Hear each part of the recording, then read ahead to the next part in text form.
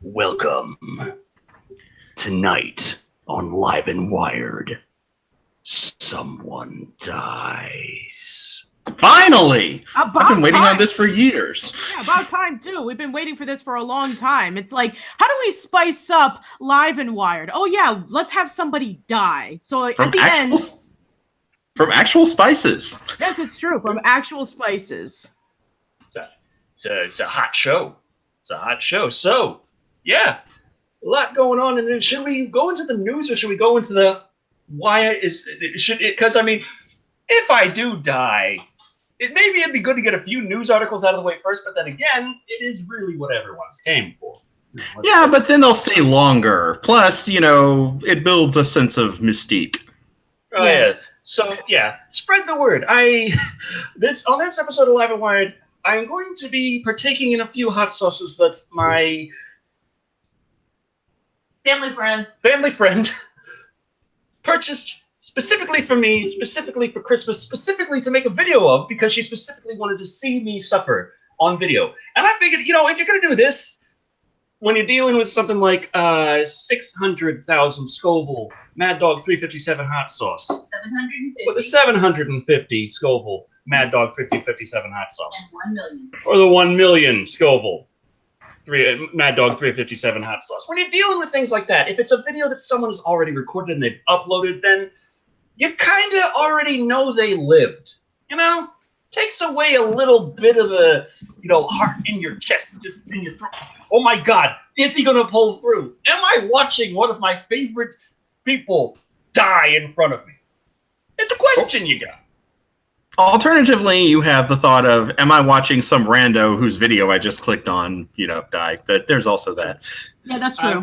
Gojira Fan 1954 says, Decker, please review The Blob, Beware the Blob, and The Blob remake. And I'm wondering if he's talking about before I do the hot sauce, just so we make sure that I get that you get that out of the way before your stomach explodes.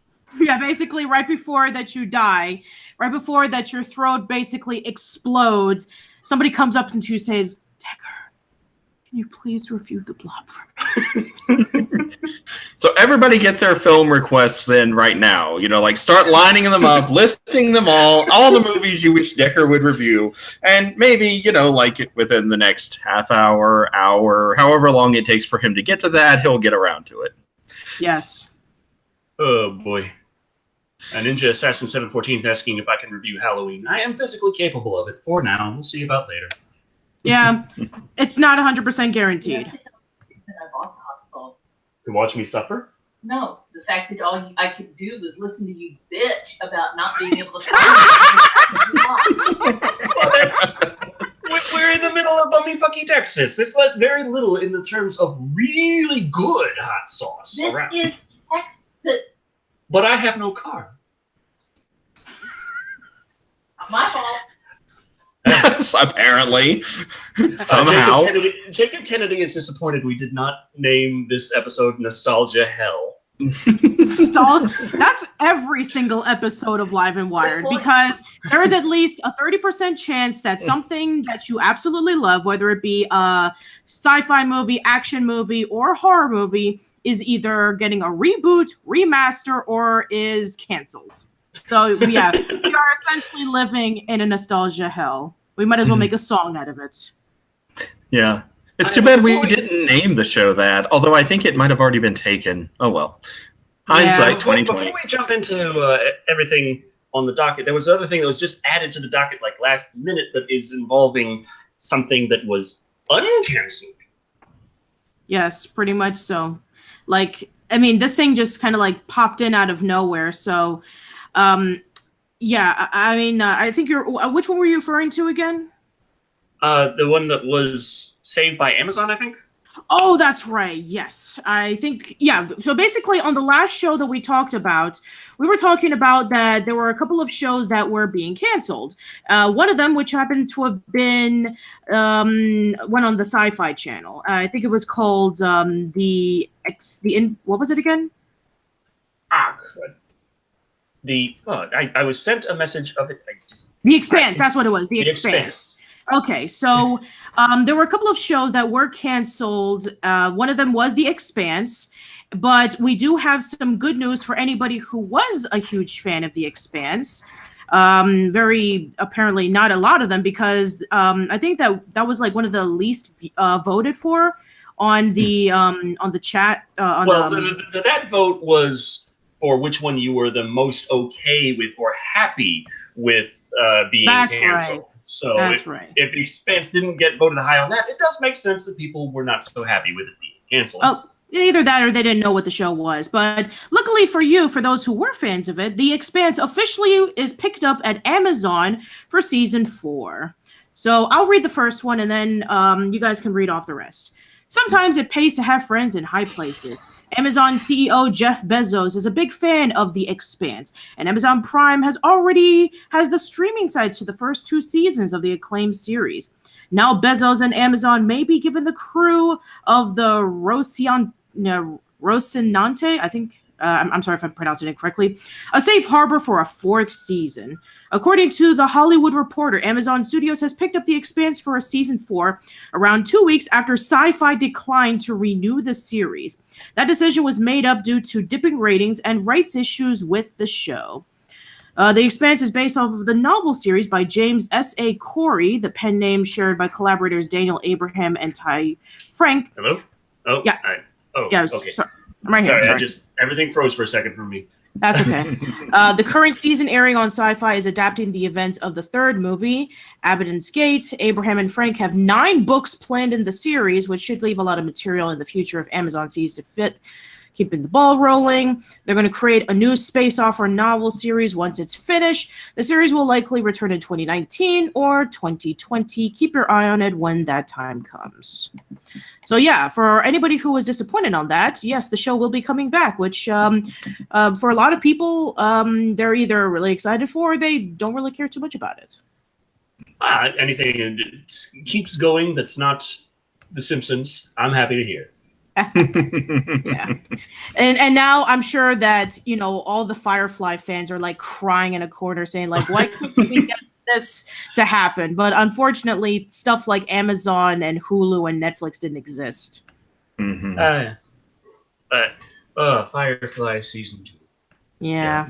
Although it does say something, I feel like, when a show like Firefly that is going to be 20 years old in just a few years, still has people clamoring for it to get to be renewed and get, not get a reboot, but get a second season. Yeah, continuation. Yeah. It's can not you really follow it exactly where it left off, or are you going to have to do it 20 years later kind of thing? I think you're going to have to, at this point, because think about how much older all of the actors are. Yeah, all of Toby them. Kirkby dropped 5 pounds and said, into the super chat in money, and says, the entire episode will be Decker being corrected off camera, and I love it. Welcome to episode 11 of Live and Wired. Decker gets schooled. Yes, episode 11, Decker gets schooled. I love it. Oh, boy. So yeah, that's so far 2 shows that have been saved. The first one that we did talk about was the comedy Brooklyn Nine-Nine, which was originally on a different channel. I think it was on a CBS, I think, and then it switched over to NBC. Now we have The Expanse, which has switched over from Sci-Fi to Amazon. So the other shows that we did talk about were The Exorcist and I forget what the 4th one was, but so far as I know, those shows are still canceled. Yeah. Dang it. Yeah, I know. You didn't list off The Simpsons, so I'm sad. Yeah, well, to be fair, The Simpsons is not a horror or sci-fi series, so with something like that, I mean, it could last up to season 50 for all I know. Which is Brooklyn Nine-Nine was on Fox. Thank you very much, Jason Case. So I keep, because I grew up on a lot of Simpsons, so I keep making Simpsons quotes to my fiance, and she said she didn't really watch The Simpsons when she was younger, so she's saying, we should probably just get some DVDs of The Simpsons so I can understand this. And I'm like, just the first 8 seasons. Yeah, just the first 8 seasons. The first 8. Yeah. Pretty much. But yeah, I mean, pretty much, if you are interested in checking out The Simpsons, I mean, there's like so many podcasts of The Simpsons that you can listen to, like, that covers the Simpsons episode every single week. And there's a lot of books behind the scenes of The Simpsons. So yeah, I would suggest that would be a good place to start. We have a $10 comment from Old World Media who says, "Thank you for the editing software info earlier. I found it for 60, not 70. Adobe Premiere is too expensive." I was asking earlier about what editing software I use for the show, and I use the Cyberlink Power Director, which is always telling people it's like 60% off right now for $80, and that's its normal price, $80. Mm-hmm. But it's always on sale for over 50%. You better buy it now. It's good software, and it is cheap, but it's always trying to pretend like it's cheaper than it is or more expensive than it is.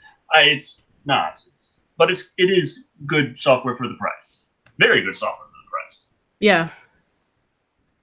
But they come out with a new version every year that you gotta buy again. So pretty much. Anyway, Creepy. You don't gotta. I'm still using Cyberlink Power Director 14 on my desktop because I've been editing on the Surface. Right. Creepy, you have a comment from John Ratsey who says, "Would you do the Batman Beyond show when you're done with Batman the Animated Series?"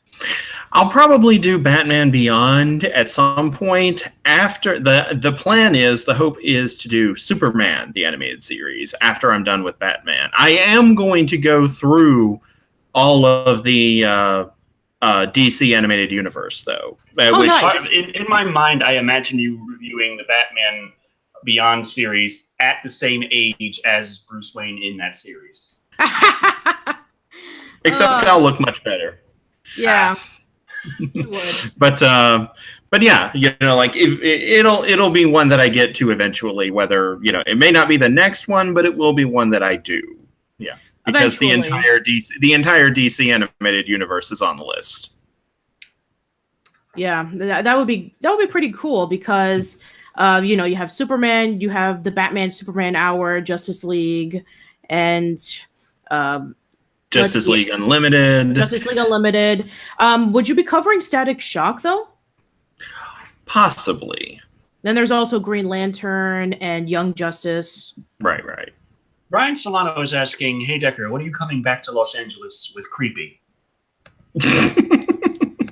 That's specific.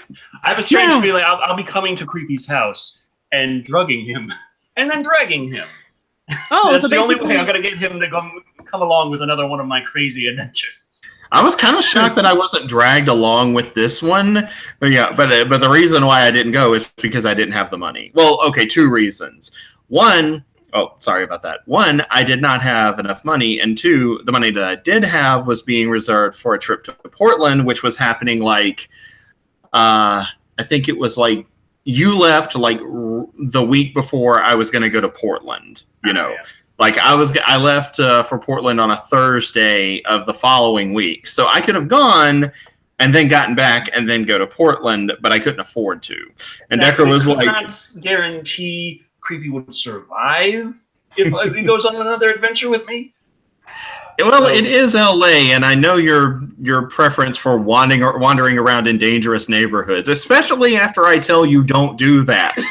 First time in New Orleans, I tell him stick to the lighted areas, stay here, here, and here. He shows up on my doorstep. Yeah, hey, guess where I was? I was over there in this area. Decker, that was the Ninth Ward. I can't wait for your next adventure in LA. Next thing I know, I'm going to be seeing a video update saying Decker and Creepy venture into Compton.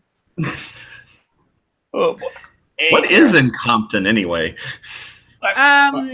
It's more like apparently it's more like I don't want to say it in a derogatory way, but it's kind of like a more lower area where there's a lot of rappers crime. Come out of it. Yeah, there you go.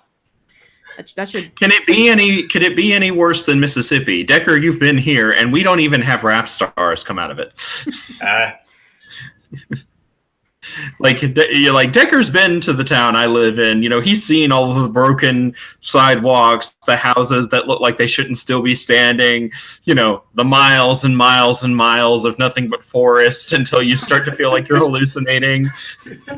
That or a serial killer is going to be stalking you soon. Jason Case says Decker and Creepy are the internet odd couple. I love watching Creepy and Decker crossover reviews. Oh, that's very sweet. Thank you. That always makes me feel happy. It beats all the people who tell me they wish I would die in a fire. I get that too. Well, It's nice. So basically, if you guys it really lets you know that you really made an impact on someone's day. You know? So if we are doing the odd couple, so I take it that Creepy would hands down be Felix, and Decker would be Oscar. Yeah, I've seen Decker's room. He's definitely Oscar. Hey, hey now. Why did you? No. You see, this is what he does. You know, like I point something out, so he's like, "Here, kitten, distraction." The internet loves the cats. Oh yeah, well, I got you one better. I have a puppy.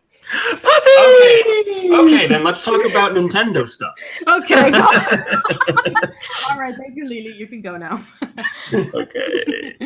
Okay, technically she's not a puppy. She's actually 9 years old, but she's still cute and small, and that brings in a lot of views. That's All true. right. So yes, let's talk about Nintendo so that I don't beat Decker into the puppy versus kitten war. Yeah, that's true. All right, so Nintendo, because is it just me? Real quick, is it just me, or is Nintendo in every one of these shows? Pretty much. I mean, that's because when it comes to Nintendo, they've been releasing a lot of news whether regarding about like, oh, guess what? NES Classic has been completely sold out. Oh, now they're back. Oh, NES Switch is going to be releasing these games and blah, blah, blah, blah. So this time around with Nintendo. And also remember, buy cardboard. Nintendo that's cardboard. from the Nintendo Labo. Right. So this time around, let's see. We're going to be discussing about the, oh wait, wrong one. That's my cousin's stuff. So, that looks very interesting. Nonetheless, yeah, my cousin's studying to be a nurse. So sorry if you're wondering. I am not using his computer. So I just lost I just lost it right there. So of course I did. I just lost the screen because okay. Let's see. I don't have my computer with me. So yeah, there we go. Now I got it back. So okay. So let me just click on that. Click on the screen share. All right, now I got it back. So sorry everybody for your inconvenience. So there we go. And Nintendo 64 Classic may be on its way. Trademark reveals. So let me just scroll down. Okay, one of you guys read it. All right, I can take this one. Go ahead. When Nintendo first announced it was making miniature versions of its classic game consoles, the internet lost it.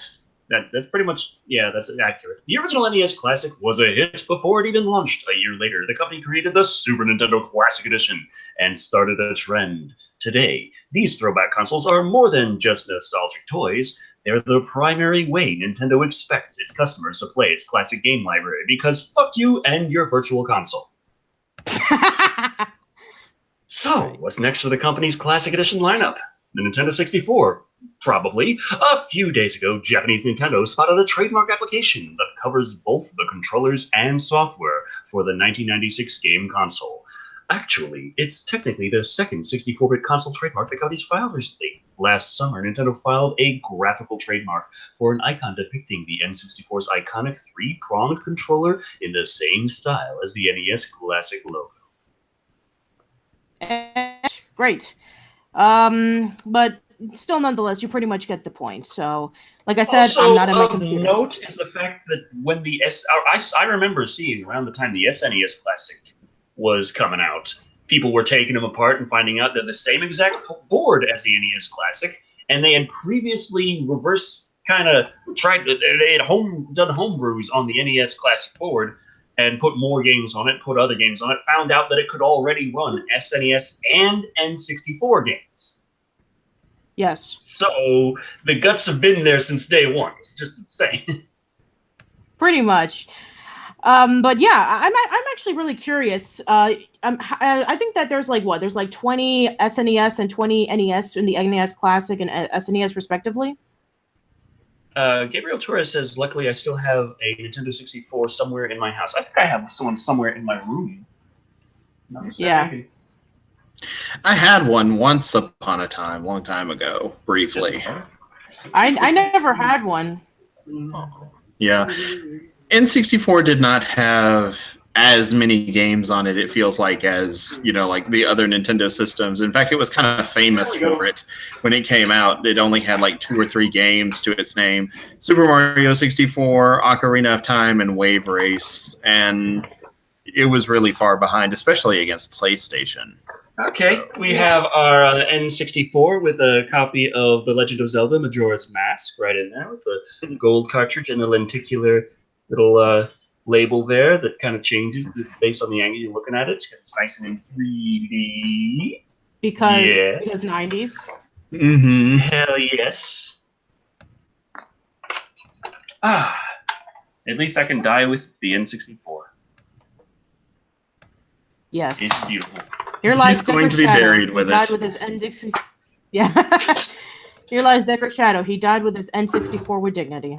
Mm-hmm. Yeah, well, Dignity's pushing it. Yeah. I'm giving you a compliment. Nerdbane says, Anyway. Gold Cart Zelda, elitist.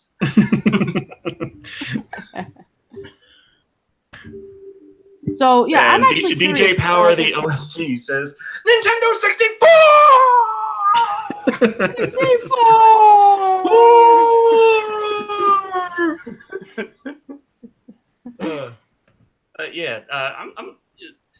There are lots of really nice games on N64, but I am a little concerned because the N64 Classic, they be able to do things like rare games like Perfect Dark? No. Yeah. Because remember, Rare is now owned by Microsoft, and they did release the Rare pack, which is on Xbox One, and you can get games like Perfect Dark and Banjo-Kazooie and Viva Pinata and all that Also, stuff. will they have the RAM, the little N64 booster thing there? Will they have I don't that? think that would be necessary anymore, considering that we're already in high-end technology. So That added 4 megabytes. Ooh, 4 megabytes. That was impressive 20 years ago. 4 megabytes. That's like, I don't even think that, I think a frame of this live stream is more than 4 megabytes.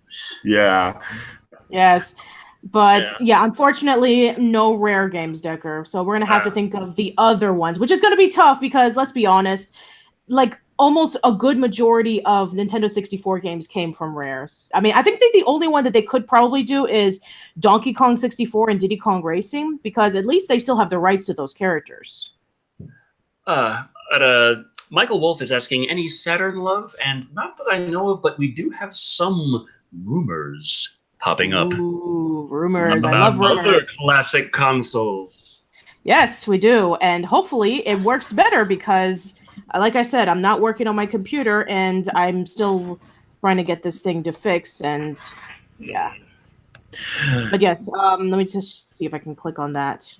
Of course, I haven't heard anything from the unsung hero of the Sega systems, the Sega CD. Oh yeah, the Sega CD.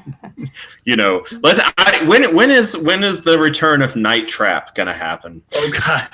Nerdbane is saying, yeah, can't wait to play Quest, Castlevania, and Superman 64 on the 64 Classic. Yes, I'm also, I can't wait to play, if we're going to go with Sega CD, I can't wait to play Sewer Shark. That's going to be a classic right there. Sewer Shark was at least a game. I'll give it. Sewer Shark, as far as full motion video games went, Sewer Shark had gameplay. It was very limited and weird, and it wasn't really a very good game, but it had personality too.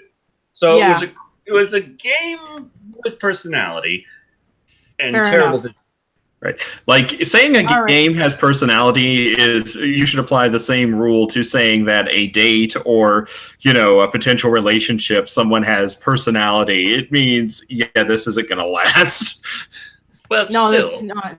Still, Yeah, right before we go into the discussions of what you were saying, for any of you PlayStation 4 owners, it's currently on its final phase of its life because apparently they're thinking about releasing the PlayStation 5 sometime either in 2022 or 2023, which is actually kind of weird because I actually said this to Decker. I found another article stating that, oh, we're going to be continuing releasing more of the PlayStation 4 games until 2025. So it's like, which one is it? Are you going to continue it? Or are you actually going to say, okay, we're almost done and we're going to be releasing more information about the PlayStation 5 soon? It's like, I'm getting mixed messages here. we got a $2 super chat from James Conlon, who says, I miss Jet Force Gemini and Primal Rage. Oh. Jet Force Gemini was a big favorite of mine, but it also, we got a €2 super chat from German GB, who says cat. Actually, it's just a cat emoji. Aw. It's probably talking about Terra. Mm-hmm.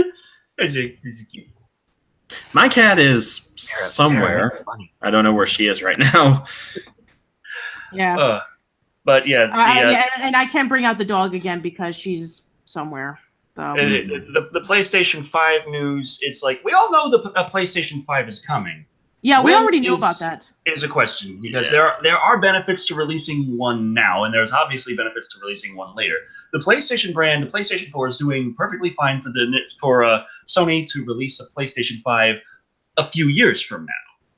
Sure. To release one now, though, might upset the bedrock that Nintendo is forming with the Switch.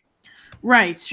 And like I said before, when I saw both of those articles, the particular article that I brought up was from Independent magazine, and the other one that was talking about like, oh, we're going to keep going with the PlayStation 4, and we're not going to worry about the PlayStation 5 anytime soon. That was from Game Informer. So it basically was just like giving me a whole bunch of mixed messages about like, what do you want, Sony? Are you trying to tell us consumers that you want to continue with it for a few years, or you're slipping into the final years of it? So it's like, oh, what should we do? Should we not worry about the PlayStation 4 ending? That way we can continue buying our games? Or should we know that it is going to be ending pretty soon? And should we start saving up for the PlayStation 5? I got a chat from Nerdbane saying, RIP PS4, the console with more remakes and remasters than your predecessor. That's kind of sad. More PlayStation 3 games on the PlayStation 4 than on the PlayStation 3. All right. Well, I actually did find that article we were just about to discuss about. So okay. Okay, so yeah, here we go. And it just left again. Damn it. Awesome. Sorry. Yeah. I'm gonna kill my cousin because he said that his computer was actually working properly. So screw you. Okay, so let me see. Maybe it should be coming up. I'll bring it up in like the next 3 seconds. Because I actually do want to discuss about this because it's actually really interesting with the fact that these particular consoles, which are from the same generation, and because Nintendo was doing so well with their releases of the NES Classic and the SNES Classic, now I finally got it. Woohoo! Hooray for me! So now we can finally go over to discussing about the rumor. Sony could be considering a PlayStation Classic. So, Creepy, why don't you read this one? Alrighty. Let's see. Here we go. Considering how well the NES Classic and SNES Classic editions have sold for Nintendo, it's not a surprise that some publishers are looking deeper into old-school gaming options. We've already heard that Nintendo is considering an N64 Classic edition, and rumors about a Game Boy Classic edition have also been swirling. What? Swirling, like the inside of a toilet, so let's continue. Or if we wanted to go with Game Boy, the inside of Poliwag's stomach. Yeah, that's true. That's much better, and it evokes less disgusting imagery. But why should it be limited to just Nintendo? During a recent meeting that took place this week, Sony Interactive Entertainment CEO John Codera, I'm assuming that I'm pronouncing that right, but probably not, admitted that the team has been talking about producing a PlayStation Classic Edition. He mentioned that they were talking about it internally, but didn't confirm if it was going to happen or not. All right, so let me just scroll down. I was about to, yeah. Yeah. That's all I got for right now. There we go. Okay. Speaking with Mantan Webb, Codera noted, our company is always digging up past assets. I think there are various ways to do a classic console. There have been discussions happening within the company on what kind of ways there are. So they're talking about things that they might do, but they don't know that they will do. It's just a possibility that they will do. Sure. Right. The company has been known for porting PlayStation classics to its current game systems. A handful of PlayStation favorites like Spyro the Dragon series, the Crash Bandicoot series, and others have shown up on PlayStation 3 and PlayStation Vita. However, the PS4 hasn't seen that many PS1 ports at all. In their place, however, we've gotten several PlayStation 2 games, including the Jak and Daxter trilogy, a favorite of mine, and Twisted Metal Black, amongst others. As far as the best way Sony could package something like this, we've got an idea for the best option.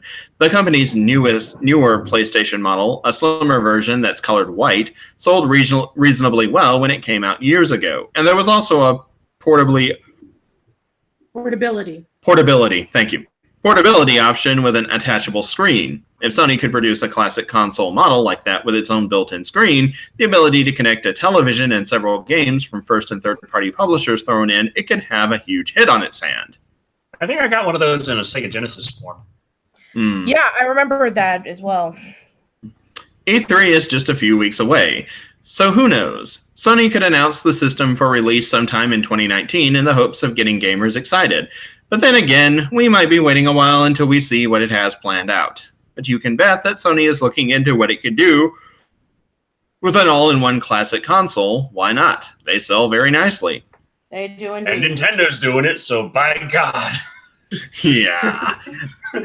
I'm like, what would be, I mean, like, the two games that immediately spring to mind for me as far as the classic PlayStation are, well, there's Resident Evil, like all three of the first Resident Evil games. There's the Dino Crisis 1 and 2.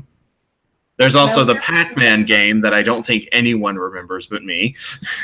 There's Metal Gear Solid. There's that. Crash Bandicoot, Spyro the Dragon. Mega Man Legends would be great. True. Because that game is freaking expensive. Legend of Dragoon would also be a really good one as well. I remember that. Yeah. Final Fantasy VII. That's a no-brainer. Mm-hmm. Wolf Pro dropped $2 and asks, "Can you review a Nicolas Cage movie?" And I'm not sure which one of us they're talking to. The Summer of Nicolas Cage! Patricia was talking at the time, so I assume, Patricia, now you got to review a Nicolas Cage movie. I'm going to do a Nicolas Cage movie. Ooh, that should be really interesting. Oh man, what should I review? Face Off. Maybe I could do Face Off. That'd be fun.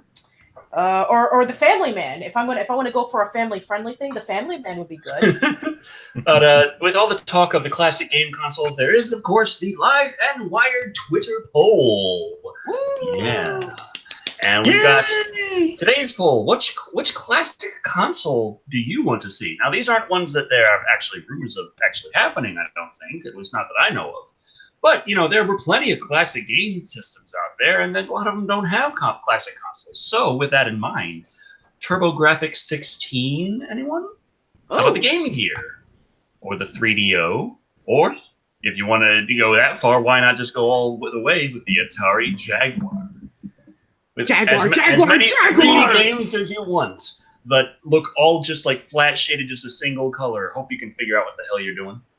Yes. Or hey, with today's technology, maybe they can finally make it so that the games are, you know, visibly discernible. You know, you can actually see what you're doing and where you're going. So that is on Twitter, at Shado for 30 minutes starting now. And as usual, I will be putting the link in the description box below. Right, sending it to you. Thank you. There we go. And putting it in the description button and saving that. And oh, I am a professional. Finally, we actually got the kinks working. Oh, I got all the kinks. I got all the kinks. You had to go there, didn't you? All right. Well, So while we're doing that, I guess we can. I think that we've already covered enough news to keep people talking. So I think that it's about time we can get started on the challenge. The torture, yes. Yes. It's time for the torture. Now these have not been altered. They are still sealed. They're actually a little dusty. 600,000 Scoville. They've had time to ferment. I got a knife in the drawer. It should be in a little sheath. It's a pretty nice and sharp one. It's a survival knife. Pass me a knife so that I can plunge it into my heart for this before this begins. Ah, yes. This lovely, lovely knife. There we go. Perfect. It's made of D2 steel. He's using this to open a bottle, no less. I'm in Texas. The hell else do you do? Perfectly understandable. So what's your excuse going to be, like 10 years down the line? I'm in LA. All right, guys. I just sent you the poll on the chat. Go ahead and vote. Okay. I'm actually very curious. I should have put the poll. What chance does Decker have for survival?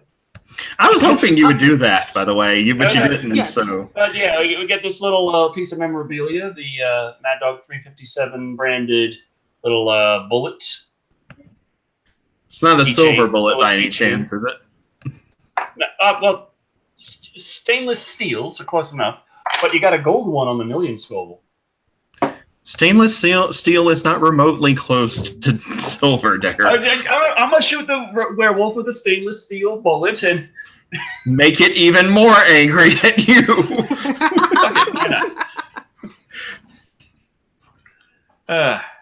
Okay. Gabriel Torres says, "Pray for Decker for some laughs." Hashtag pray for Decker. Hashtag pray for Decker. No, not 6,000 Scovilles, Nerdbane. 600,000 Scovilles. Mm-hmm. So let's get that nice and in focus eventually, maybe, kind of, sort of. If it will, please, camera, work with me here. Is camera. I am presenting. There we go. 600,000 Scovilles. Now, let's give it the smell test. Actually, it doesn't smell too bad. Good.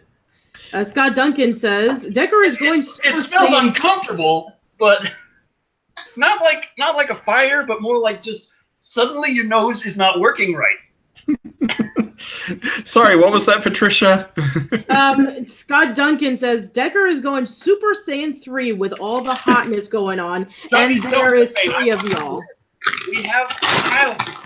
We have something else to put it on besides straight on the tongue.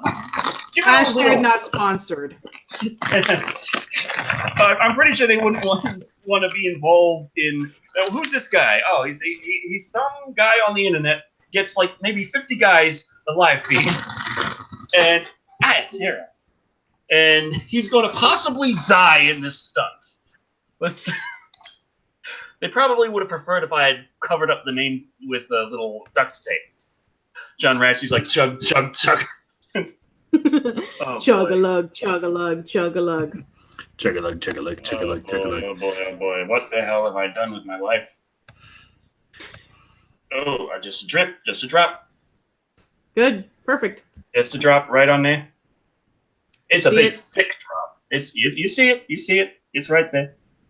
We see it. Okay. You're stalling. Yeah, of course I'm stalling. I'm gonna put it drip side on my tongue. Okay. Here we go. Okay, here we go.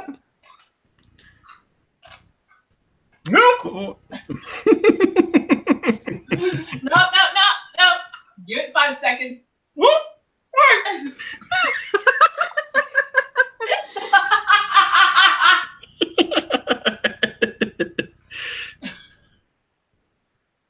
Oh, that just made me thirsty. Damn it! Now I want milk. Holy shit! It's still burning. And that's the baby. He's right. That is the baby. That's the baby. Oh God. Patrick Johnson says, if Decker dies, does Creepy inherit the channel? God damn. Decker, I hope you heard that, and I hope you put that in writing. You can't find hot sauce that's actually hot. Well, milk.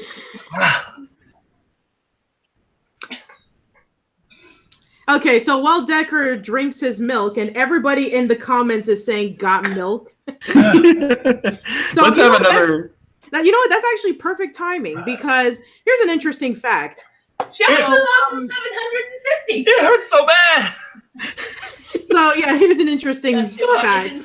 So some of you guys already know this, but back in the 90s, there was a particular director known for a particular aesthetic style who actually directed a Got Milk commercial, which had Rob Paulson do the voice narration in a radio saying, you know, who was the one who shot Alexander Hamilton? And the guy was eating peanut butter and he said, wow.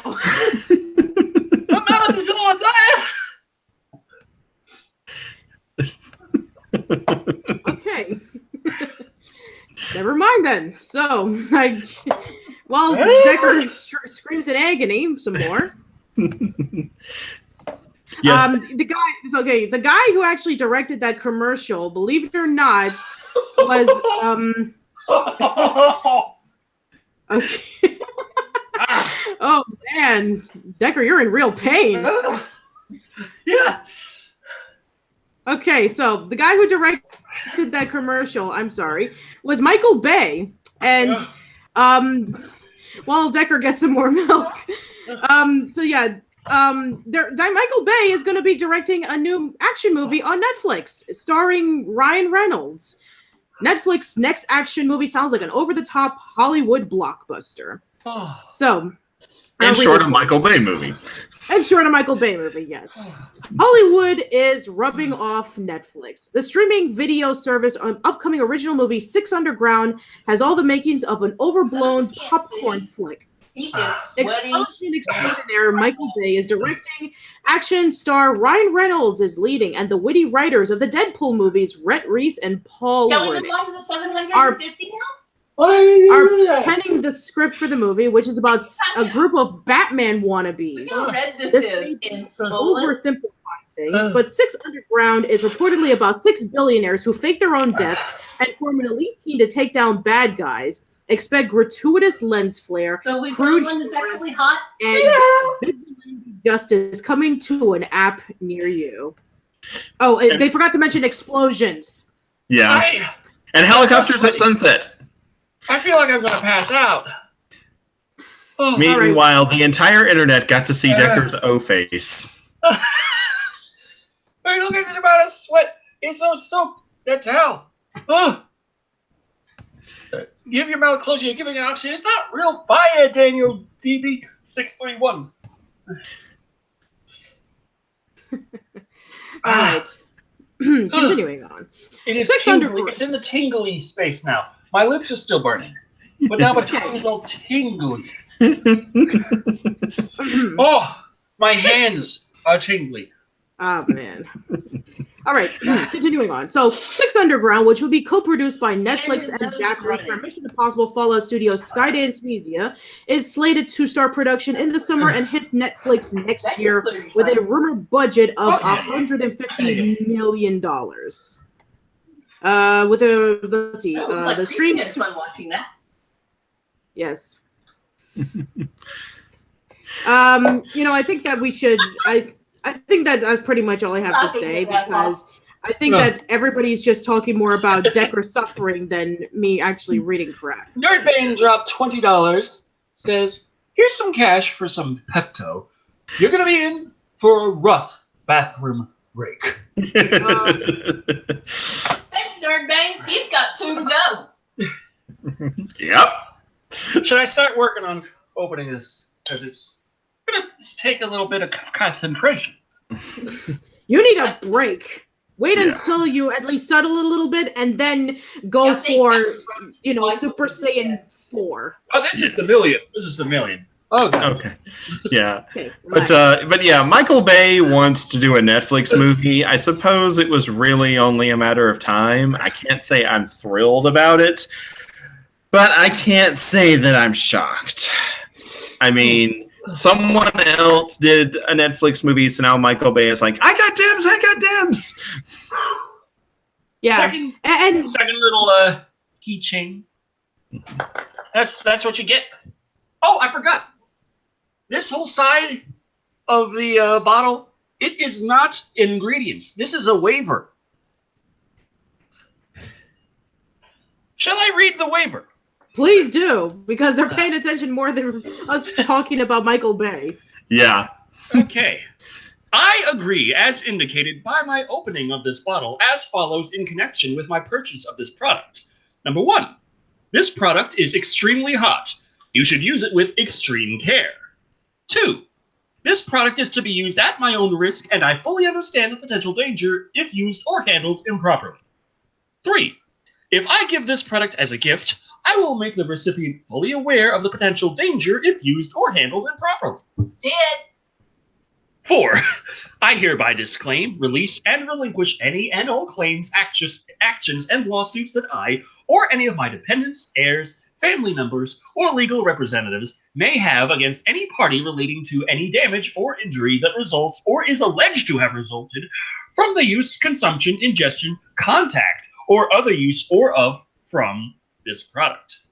5, I am not inebriated or otherwise not of a sound mind, and I am fully able to make a sound decision about the purchase of this product.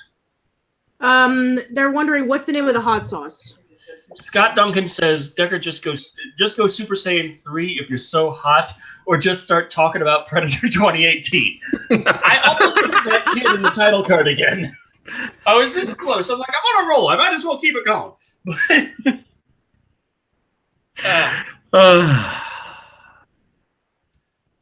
Oh, God. But they want to know what type of hot sauce this is. Yeah. This is Mad Dog 357. All right. Now, he doesn't have the hottest one. The hottest one comes in a solid form at 9 million. And you dispense it with a toothpick. Oh, man. So where'd the chips go? Okay. So.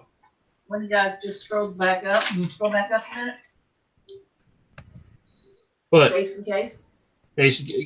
Jason Case. Decker, this more entertaining than the embarrassments the Resident Evil movies.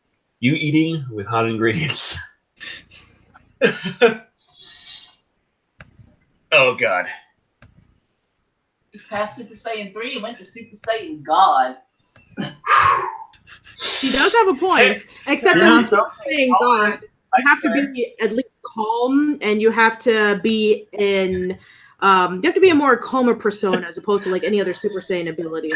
Jacob Kennedy's like 9 million. What the fuck? Oh, God. Wait, I didn't. Right, this is the 750,000. I gotta open it the rest of the way. Oh, boy. This is what you do when you make bad decisions. Donald.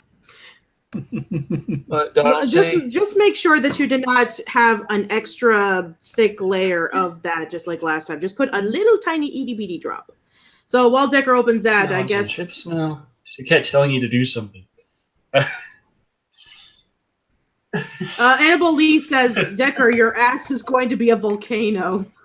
Probably, because I am swallowing this. Griffith Pilgrim says... That's not my fiancé. That's... Oh, no, this is just the sadistic bitch who bought him the hot sauce. Yeah. Okay. Let's see. Griffith Pilgrim says, Tara watches and judges you, Decker. Yes, she does. Tara watches and judges. Okay. No, the one that says your ass is going to be a volcano. Yeah. You hear that, Annabelle Lee? Your quote was... Jacob Kennedy says he's so dead. Only if I put an even bigger drop on this. Whoops. Oops. Oh, dude, you really have a death wish. Jeez. Don't. Okay. All right. It's it. Damn it. This is 750. You were close. You were 750 close. Scoville. Oh, 750 Scoville drop. 750,000 Scoville. I was about to say, 750 Scoville would not be very hot. Yeah, they'll be like eating a green pepper. at Yeah. least. I tell him that all the time. Some green peppers aren't as easy as you think. And thanks. She just topped off the milk like you wouldn't believe. This is a lot of damn milk. This was full. Well, Save some because you still got one more to go. All right, here we go. Bottoms up. Rest in peace.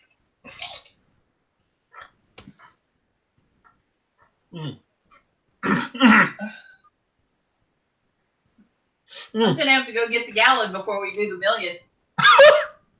It has a nice flavor to it. That's what's so sad. Ah! Ah! My throat. Ah! Drink the milk, Decker. This hits the throat a lot.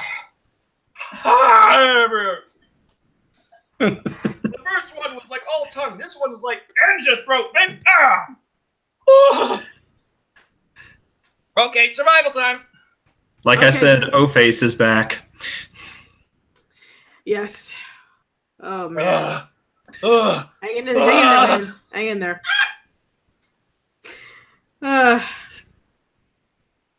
Hey, I wonder if someone will remix this. You know, like a cell phone ringtone of nothing but Decker making these noises. Stop giving people ideas. We're here today. Tomorrow, bigger shadow. In a personality with a hot asshole. That was the right is black. Yes, I'm Decker Shado, the internet personality whose ass is spewing out like a volcano. Huh? Oh, it's right at the bottom of my tongue. Ow! Oh. Case in case, the toilet Hang will in. need a funeral after Decker uses it. I thought the first one. It was that easier. But I Oh man. Patricia, can you understand what he's saying? No, I do not. I'm very sorry. I think that it has something to do with him being. We need some subtitles here, please. Where's the language controls on this live chat?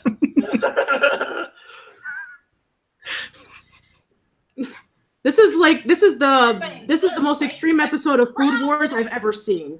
This is the best episode of Live and Wired yet.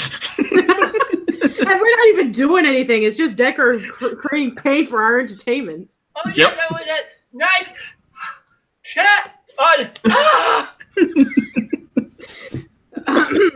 Okay. There was a comment. I want to read. Okay. I think I understood that. Okay, he wants to read. He wants to read. Okay, I'm gonna find something that he can Poor read. decisions and edibles. Okay, wait. Let me find something he can read. I got I one. want to read a comment for a review. Do you want to read the comment for the review? Okay, yeah. Do that, Dicker. But Okay, where? so Help! Help me! okay. Well, luckily for you, I think I do have the comment that he is referring to. While he is suffering through pain, he actually did send me this stuff in advance, so it's a good thing that we actually do have it. So, my God. Oh boy. Okay. Huh. Let me see. Okay. Eyes are bright red. Bye. Andrew. Please help me. He needs help. Somebody help him. Decker, you are beyond help. I told you this ages ago. My hands are Alright. tingly. All right, I'm gonna find the comment first, and then Decker, you just seriously, you need to calm down. You're not supposed to be doing impersonations of Charlie. I die. You be die. This is the best Markiplier video ever. Really nice. I'm watching this lovely hot sauce. My head hurts so bad. Gosh, I told between a month. I'll comment. I'll go and continue. I'll comment. Well, you. Oh. Shit, where are you? Here we go. I found a comment. Good. He found the comment. A comment on the Starship Troopers Play of Mars review from Alec Hoham. Yes, there's a comment from the Tremors review. No, that's why I'm doing it. From Starship Troopers Play of Mars. Gotcha. The Starship Troopers Trader of Mars review. That's where the comment is from. From Alex Poham. He said, Decker, I was going to correct you about the difference between Mars and Milky Way, but I thought I would look it up before being mean on the internet, and you are right. American Milky Way is a Mars bar, and what I would call a Milky Way is what the Americans would call a Three Musketeers bar. I have been taught a lesson, and I hope everyone else on the internet has too, and now no one will post anything incorrect on the internet again. There you go. Oh, my head. Oh, God, this is squeezing my head. Anyway, for those who couldn't understand it, feels weird. in the Starship Troopers review that he did just about a few weeks ago, it was a comment from Alex Pulham who says, Decker, if I was going to correct you about the differences between Mars and Milky Way, but I thought I would look it up before being mean on the internet, and you are right. American Milky Way is a Mars bar, and what I would call a Milky Way is what the Americans would call a Three Musketeers bar. I've been taught a lesson. I hope everyone else on the internet has too, so that no one will post anything incorrect on the internet again. So that was the comment he was reading for those who didn't understand. 4 to go. 1 to go. And then it comes out the other end. John Ratsey says, I was wondering who Tweety Bird's dad was.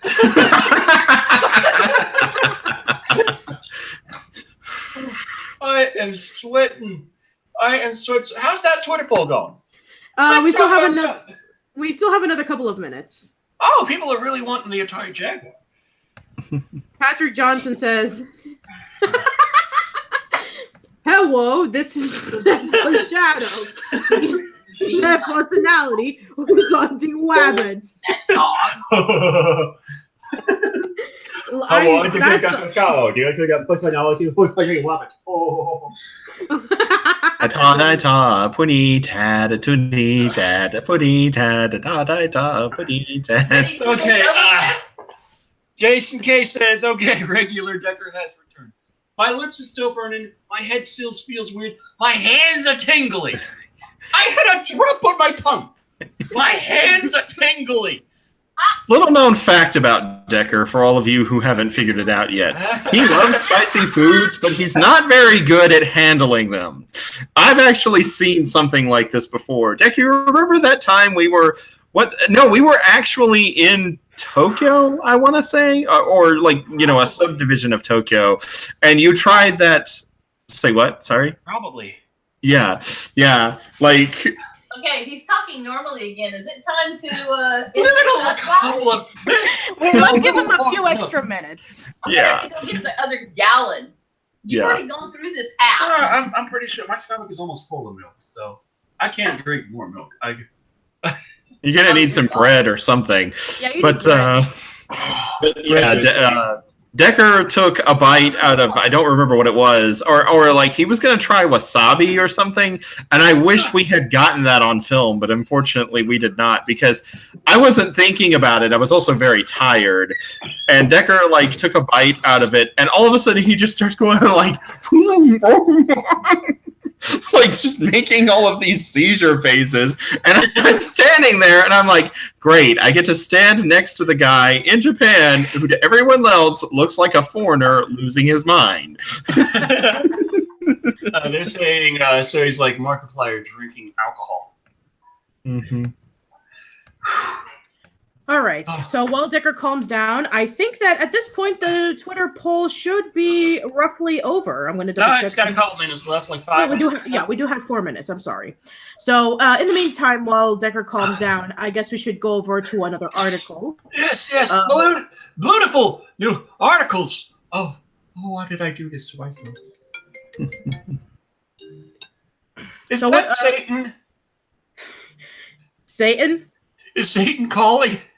Yes, Satan is calling. 1 second. My brain. I hurt my brain. Okay. Okay. Doodle says just hopped in and it took me a minute to realize exactly why Decker was talking so odd. Oh boy. So, yeah. Okay. What do we got for the articles? Let's see. Already talked about Michael Bay, Ryan Reynolds movie, which was really a nice idea, like up until the Michael Bay part. Here's something. Dennis Villeneuve says that the Dune adaptation will be officially be 2 films. Now let's see if I can get this. Let's see. I'm gonna share my screen. Not that. Yeah, that screen. Yeah, sure. Why not? Share that screen. Oh, now that means I gotta. Well, Satan just finished talking to me. He says he wants you to do the next drop in about the next few minutes. All right. Cool. Anyway, so I'll let you continue. Here, we say Dennis Villeneuve's Dune adaptation will officially be 2 films. Frank Herbert's Dune is the kind of genre-defining work that has as large an impact upon the world of science fiction as J.R.R. Tolkien's The Lord of the Rings has upon science fiction. Fancy. So it's not exaggerating to say that there are a lot of nerds out there waiting with bated breath for any kind of news revolving around Dennis Villeneuve's film adaptation. Nerds.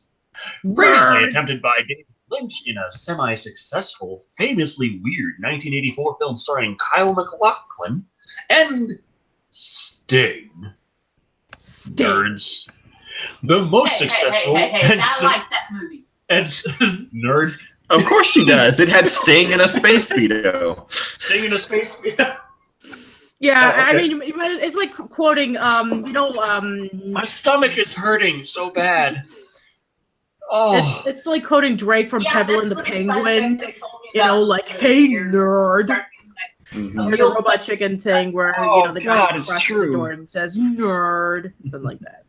Okay, the most successful and certainly the most faithful adaptation to date was actually the Sci-Fi Channel's 2000 TV miniseries, Frank Herbert's Dune, and its follow-up, Children of Dune. Suffice to say, fans are excited to see what a visionary director, like Villeneuve can do with a story he has such passion for, especially after seeing what he did with Ridley Scott's Blade Runner. Oh, God! Uh-oh. Oh, God, that's him? Something that hurts Decker more than the hot sauce. And more than Predator. And more than Predator 2018. Okay. Today comes news, you nerds, and maybe a reason to get excited. Villeneuve's Dune adaptation will officially come to us in the form of not 1, but 2 feature films. And that's the quick way of saying I'm going to make it a trilogy if I can. Villeneuve had previously stated that his desire was to make 2 films, maybe more in terms of adapting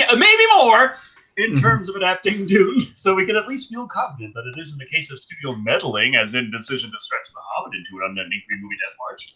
Dune is simply such a convoluted, sprawling story that it demands 2 films to tell. Not to mention that Villeneuve is probably acutely aware of the criticisms that were lobbied at the running time of Blade Runner 2049. Yeah! Says the director.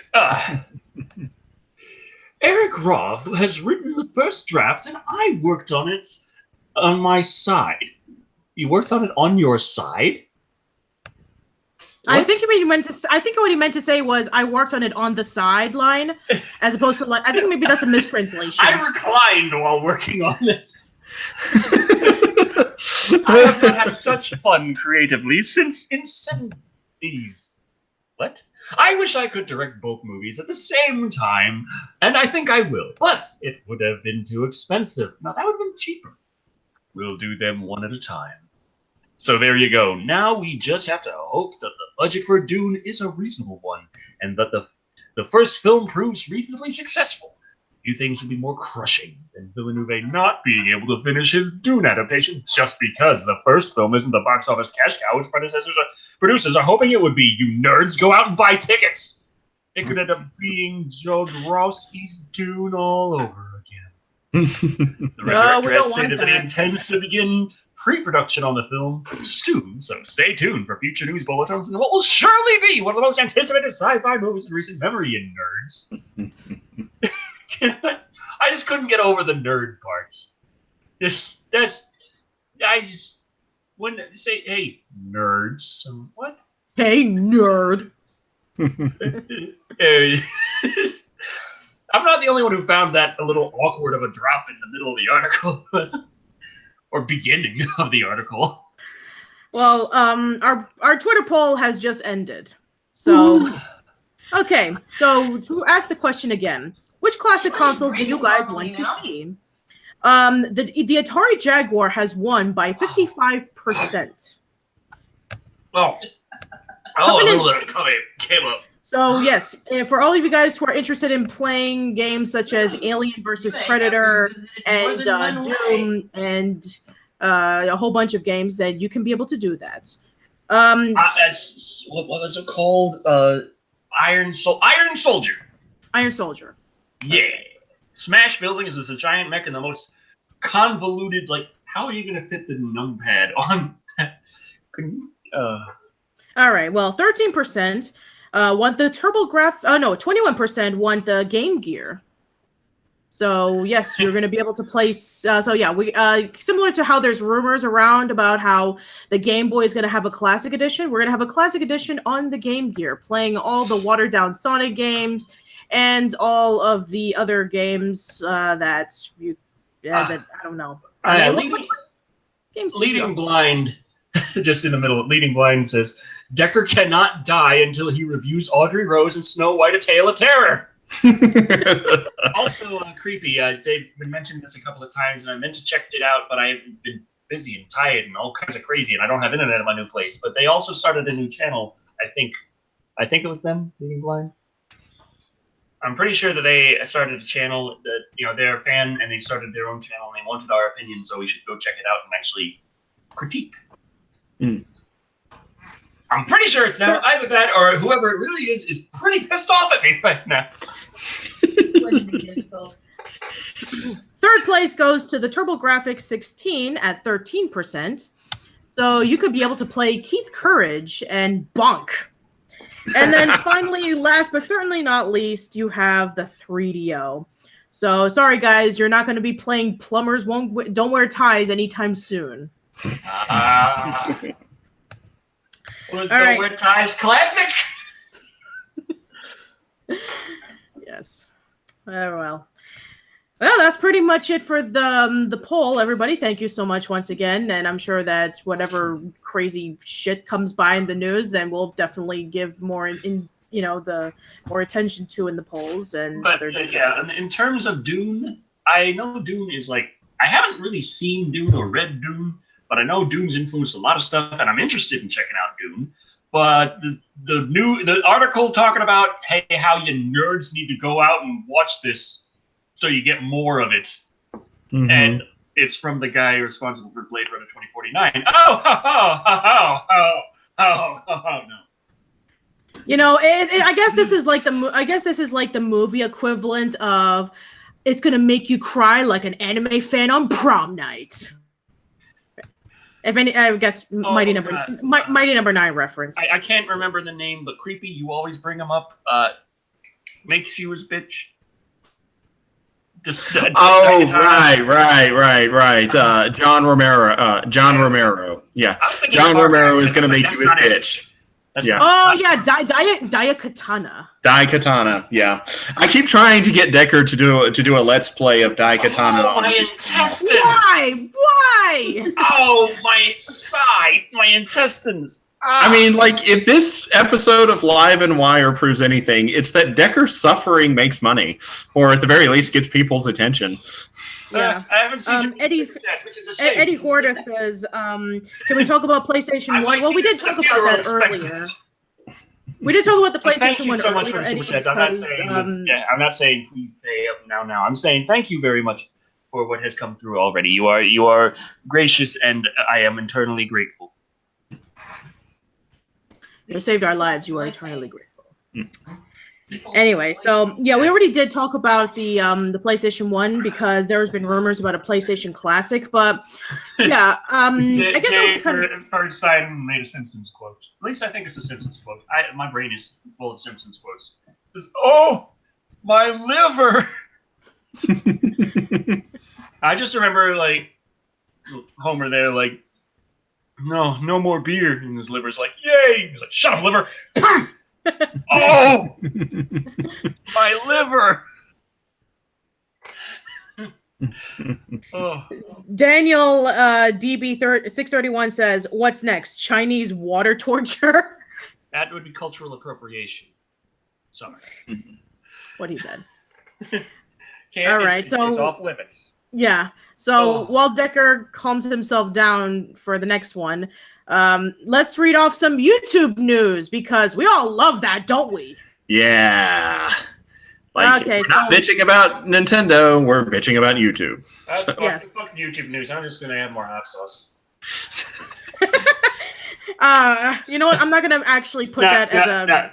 Read the YouTube news. All right.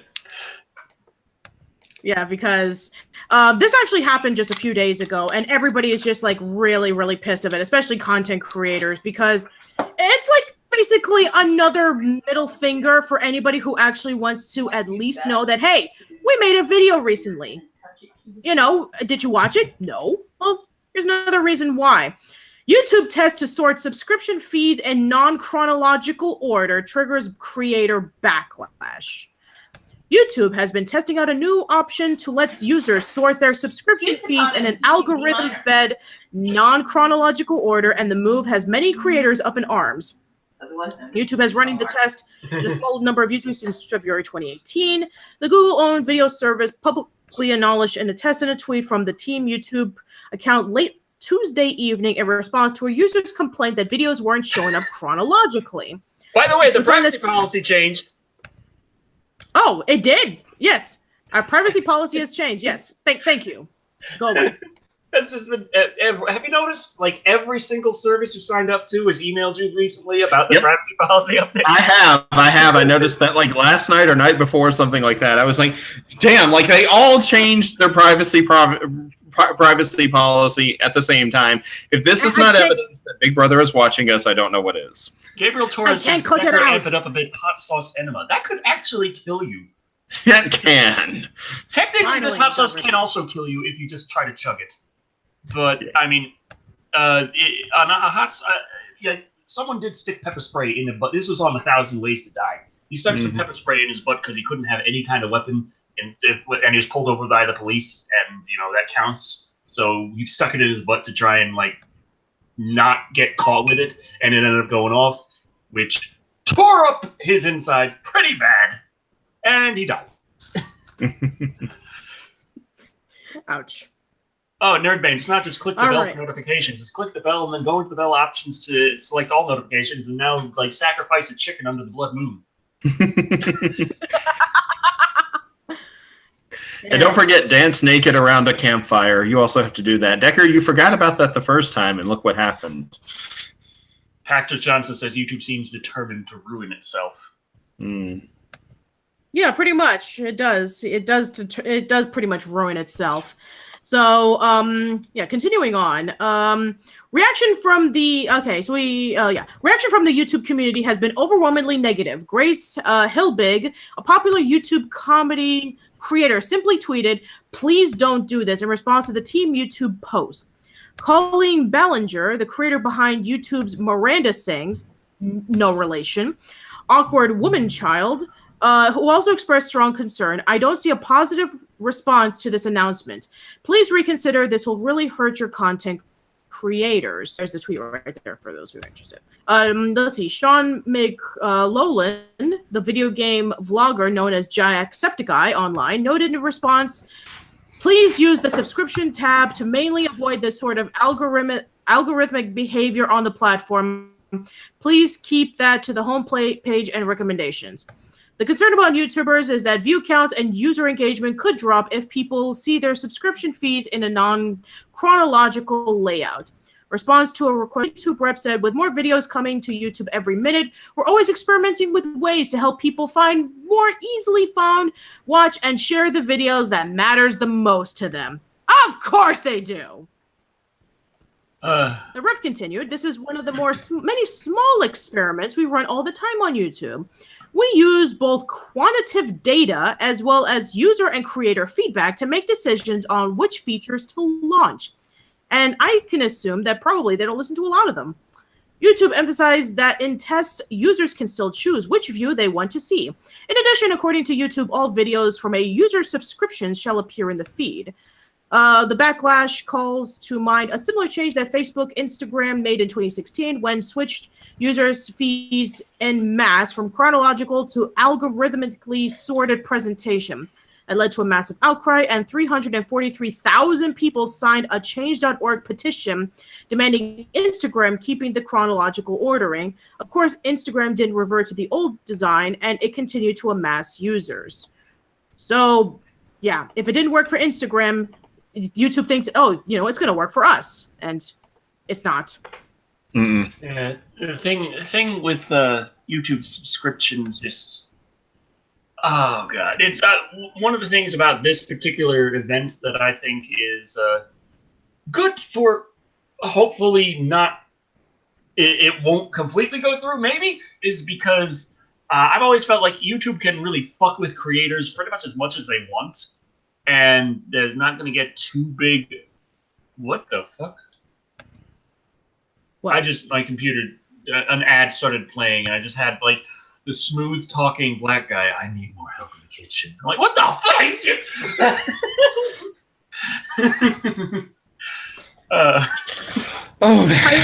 I think the hot sauce is getting to you, man. Hallucinating. YouTube can pretty much fuck with the content creators as much as they want. But as long as the viewers are satisfied and coming back, they're not really in too big of a problem. That's why, effectively, they help out the bigger creators more often than the little ones, but that's more because the bigger creators have a larger audience, and more of their audience will get pissed off if you fuck with them. This particular change has ticked off a lot of the viewers, because it affects everyone. It doesn't just affect the content creators. It might affect the content creators the most negatively in a financial sense, but it affects everyone with how they get their YouTube. So, I mean, it's like, oh, well, people just pick which one they want to watch, if it's in chronological or not. It's like, oh, great, then there's no game. But before, we at least could recognize, oh, I've seen these before. I know what is all down there. These are the new ones. These are the ones that I haven't seen yet. There's that. But with it just always different now, it's just going to be good luck. You're giving them way too much credit, Decker. Really, good luck? Good luck. Sure. All right. Jacob Kennedy's like, oh, no shit, Decker. All right, so what's next? Do you want to finish this off once and for all, or should we just... Oh, God. Yeah, I think we should just finish it. This is the 1 million. If it'll focus. Focus with me, you son of a bitch. Focus. Yes, focus. Focus. People need to be able to see that it's not just blur. It's 1 million Scoville. Actually, it says over 1 million Scoville. So I don't know what the hell's in this thing. Focus. So is this even sauce, or does it count as a kind of salsa, or? I think it's a torture device. It is unbelievably hot. Like insane, like already, and this is hottest of the hottest. I'm like, go look, focus, you. Just focus, focus, hocus focus, alamagocus. That's a really obscure reference there. If anybody even knows what that is, if you do, you are amazing. Hocus focus, alamadocus. Yes. God damn it. Okay, should I just like? Is everyone just gonna trust this is the million? Like the other ones were darker. You remember? They were both much darker. This one is much brighter. Yeah. Yes. More It's red the million. food coloring. Yes. Turbocharged with number 9 plutonium. It says. That's the 9 million. The 9 million is The plutonium. is the number 9 plutonium. Yes. So that's that. And that one for this little teeny tiny itty bitty like quarter-ounce bottle or some crap is like $100 for the 9 mil. Wow. On the plus side, she also got me this lovely set of hot sauces that are sane. Very happy, normal hot sauces.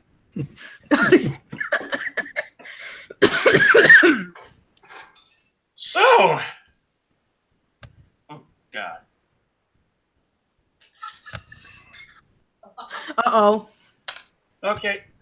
Mm-mm. Good here. No. I can do it a drop. I can do it. I've done it. I can do it. This is. You know, if you shake thick. it up, it might actually pour better. Oh my God.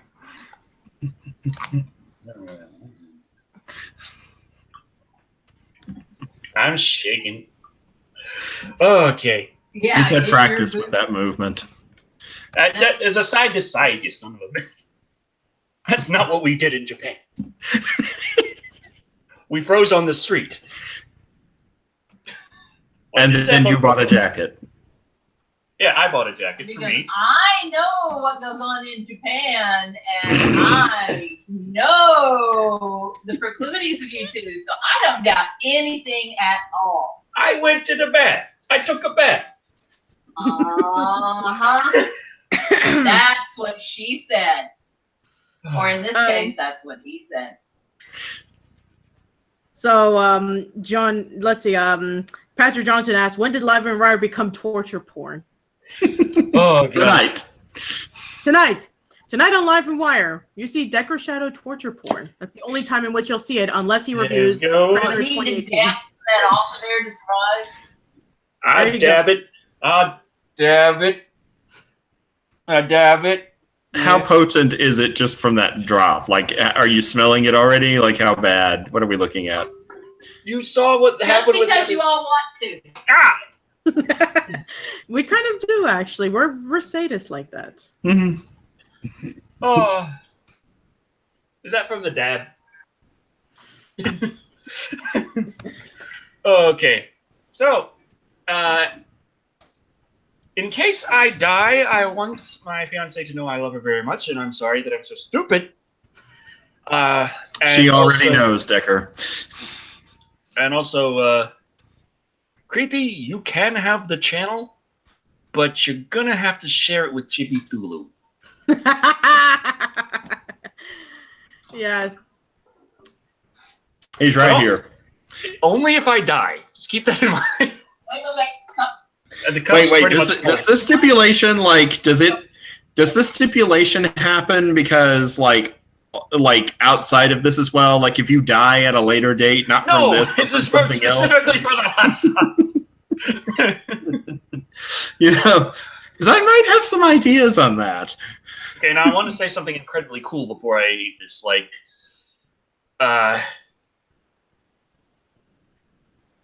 Hang on, he had something.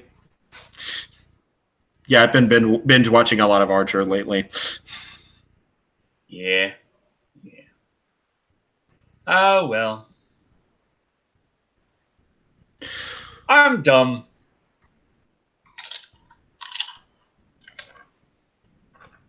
Four, 3, 2, 1. Uh-oh. Here it comes.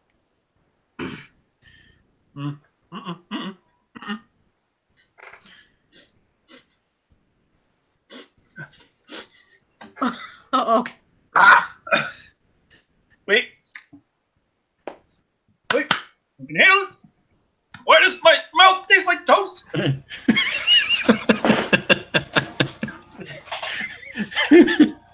If I really die, this is going to be in very poor taste. Is Decker having a stroke? Like, oh wait, no, that's if you smell toast, not taste it. Is that church organ music that she's playing on her cell phone in the background? Classy. Very classy.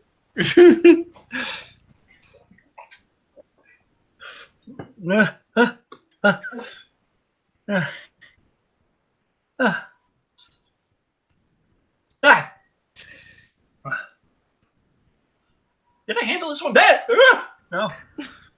No, it just hasn't hit yet. Why? It's a slow acting. Why?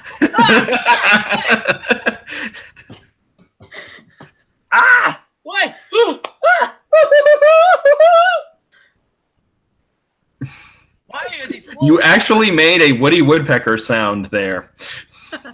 Yes, you did. Oh! Come here.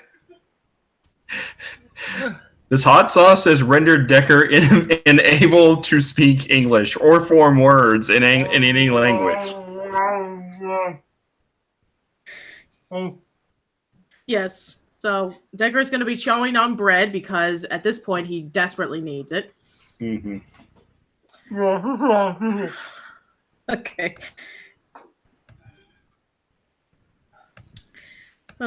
Man. So what do we do? Do we take a look at another article? Yeah, let's do that. Let's do that. Yeah. Okay. So. One thing that did interest me was I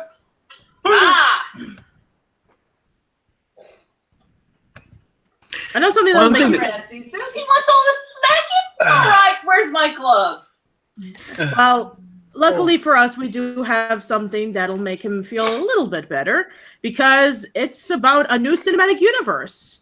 Because everybody knows that Marvel is becoming like really popular.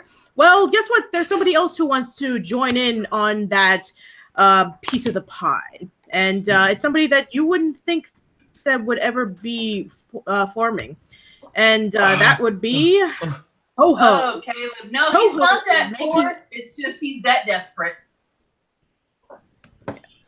Okay, so Godzilla's cinematic universe and Shin Godzilla 2 Cool. will not be making the In the cuts. words of Burt Reynolds, So, excuse me, sir, your ass is on fire.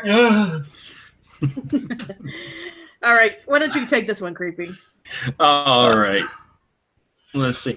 After the success of the recent slate of Godzilla movies, Toho is looking to start a brand new Godzilla cinematic universe. But it's looking like those plans don't include a sequel to one of the best Godzilla movies of all time. Talking to the Japanese outlet Nikkei Style, Keiji Ota, the chief Godzilla officer at Toho, the company who owns the rights to the big old nuclear dinosaur in Japan, recently talked about the future of Godzilla, laying out his plans for a shared universe. And that is one hell of a run-on sentence. According to a translation, he said that after 2021, we're thinking of a potential strategy that releases Godzilla movies uninterrupted at a rate of every 2 years, although there is a preference for a yearly pace as well. He went on to compare the idea to the MCU, as one does when talking shared universes. The future of the series and its forwarding developments are very conscious of the method of shared universe. Godzilla, Mothra, King Ghidorah, etc., could all share a single worldview, much like a Marvel movie where Iron Man and the Hulk can cross over with each other. It is said that each movie can be a possible film production where any one of them could lead a film of their own as the titular character. Unfortunately, a sequel to Shin Godzilla, directed by Hideaki Anno to massive acclaim in 2016, won't be a part of those plans. Oda said of the film, Shin Godzilla was a huge hit, but instead of thinking of doing the obvious idea of making a Shin Godzilla 2, instead, think about a world that can be used for a long time. I'd rather make a world of Godzilla. modern shared universe could be compelling for Godzilla, who, after all, built much of his popularity, I think, out of a long series of team-ups and versus movies with a whole staple of other kaiju. It's a pity that Anno won't get another chance to create in the Godzilla continuity he created, but on the bright side, maybe this will give him time to actually finish Rebuild of Evangelion. That'd be great. Oh, excuse me.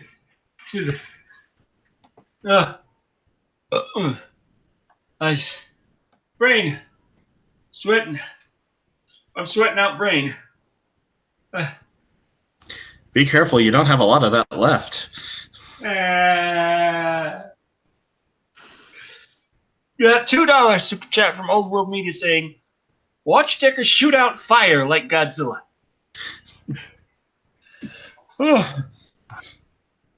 I think I handled the million a little better than the 750,000. I'll say. But I hurt here.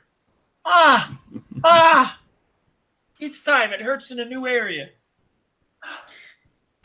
Yeah, because the other one, you spoke like Elmer Fudd. Now this time you're having major sinus issues. It's hot, but I'm alive. Good. But this brings me back, you know? It brings me back. It really brings me back to want to start a YouTube. Elia Roble says, more like an ass blaster. But Decker Shadow stars in Tremors. The Ass Blaster returns. Does anyone know the first video I was ever on YouTube? Well, that I remember. Maybe not the first, but it might be. I want to say that before you started doing like internet reviews, like in the review style, that you did like an unboxing video or like a video where you talked about a box set that you got. Yeah, I think maybe it was a box set, but before that, before my own channel even. I did a video. I didn't do a video, but I was recorded and put on YouTube. I did a little bit of a challenge at my workplace because I needed a little extra money to get Diablo 2. And yeah, it was old as shit at the time, but I still I needed to get another copy of it because I had moved to Texas and I needed as much money as I could. And guy was like, "Hey, bring the money right there." If I ate a whole bunch of hot peppers. Oof. So they filmed that and put that on YouTube. But that never got any traction, partially because he never put any tags on it. This was back when you could see tags, and I was telling them back then, I was like, you need to actually put tags on it. And you had video titled, Dumbass Eats Serrano. You misspelled Serrano. So anyone even looking for Serrano won't find it if they spell it right. So that never even got close to going viral. It got like 3 views all from me. But yeah, I doubt that was possibly my first appearance on YouTube. Is that video still around? You said? I don't think so. I tried looking for it. I think the guy who uploaded it, he closed his account down. But what happened was I was eating the Serrano, and then I like hiccuped as I was trying to swallow it, and it went into my nose. So that was a lot of me screaming and crying. And the people who were there with me that night, who were then later watching the video, said, "It's a lot funnier now that I know you lived." That's a great compliment. Thanks, guys. Nerdbane asks, "How big was your hair then?" Same size. My goatee was shorter. Just because my facial hair, I'm like 16 with it. But I didn't have the mustache, of course. I am finally at the point where the mustache no longer looks like an abomination. It still looks weird to me, but I no longer look at that and wonder, what the hell is wrong with your face? Do you wonder what the hell is wrong with my face? I think she wonders what the hell is wrong with you, period. I say that mainly because I've heard her say that to you in person before. When I was over at your house. Daniel says never lose a stash. Never lose a stash. Never lose a stash. Yes. And Brian Solano is asking if I'm trying to say his last name. Dumbass eats Solano. Get over here, Brian. Wow. That's a new one. One that way. Oh, my brain. It's all hurting. Jesus Christ.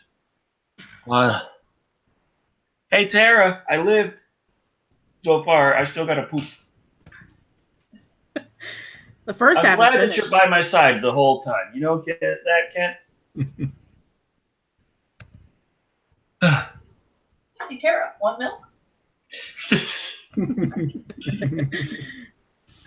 Okay, so we got more. Did we talk about the Guillermo del Toro? No, we did not. I was actually going to save that for you. So, yeah, let me just pop it up real quick. Let me see if I. Jay First Fan says, "Don't touch the eyes." I didn't put my fingers on the hot sauce at all, so I should be okay. He says Yeah, before he yeah. touches his eyes and then goes. Why would I blind. do that? Don't give him any ideas. Right. Seriously, do not give the guy any ideas. Annabelle Lee's asking if I should shave my mustache into the Hitler mustache. No. Dude, No. No, never. Don't even joke about that. Is it? No. All right. Well, okay. Changing mustaches aside, I already have the article up, so I'll let you read this one if you're not going to squeal in pain. So go ahead. Guillermo del Toro is making a horror series for Netflix, and I have no idea how to pronounce Guillermo. Guillermo. Guillermo. Yes, Guillermo. Okay, a horror anthology series by Guillermo del Toro, the Oscar-winning filmmaker behind The Shape of Water, Pan's Labyrinth, Hellboy, Pacific Rim, and some incisive design critiques about UFOs. What the fuck? Is on its way to Netflix. Titled Guillermo del Toro's Toro presents 10 After Midnight. It will feature horror tales selected by del Toro, who will also write and direct some episodes. Oh, sweet! It's like the Outer Limits Twilight Zone. Yes. The series is the first horror anthology for Netflix. According to Deadline, del Toro will be teaming up with his Shape of Water co-producer J. Miles Dale, and will handpick a team of top horror writers and new filmmakers to bring his selection of stories to life. Del Toro, who is also working on a Scary Stories to Tell in the Dark movie for CBS Films, previously created the Emmy-winning fantasy series Troll Hunters for Netflix with DreamWorks Animation. Its final season premieres on May 25th. On May 25th. And I have seen Troll Hunters, or I've seen part of it. I haven't watched all of it yet. But this makes me excited for, him doing a horror anthology. Yeah, me too. And John Ratsey is asking, is your ego big enough to go for more hot sauce reviews?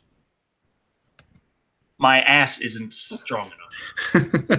Actually, I was thinking if Decker if Decker mailed the hot sauce to me, does that mean the next time we do a Live and Wired that I have to do the hot sauce challenge next? Oh, God. To see how do I do better than Decker? Do I do worse? Is it about the same? But who keeps the keychains that give you proof that you survived? You can have those. I'll be immortal on YouTube, one way or the other.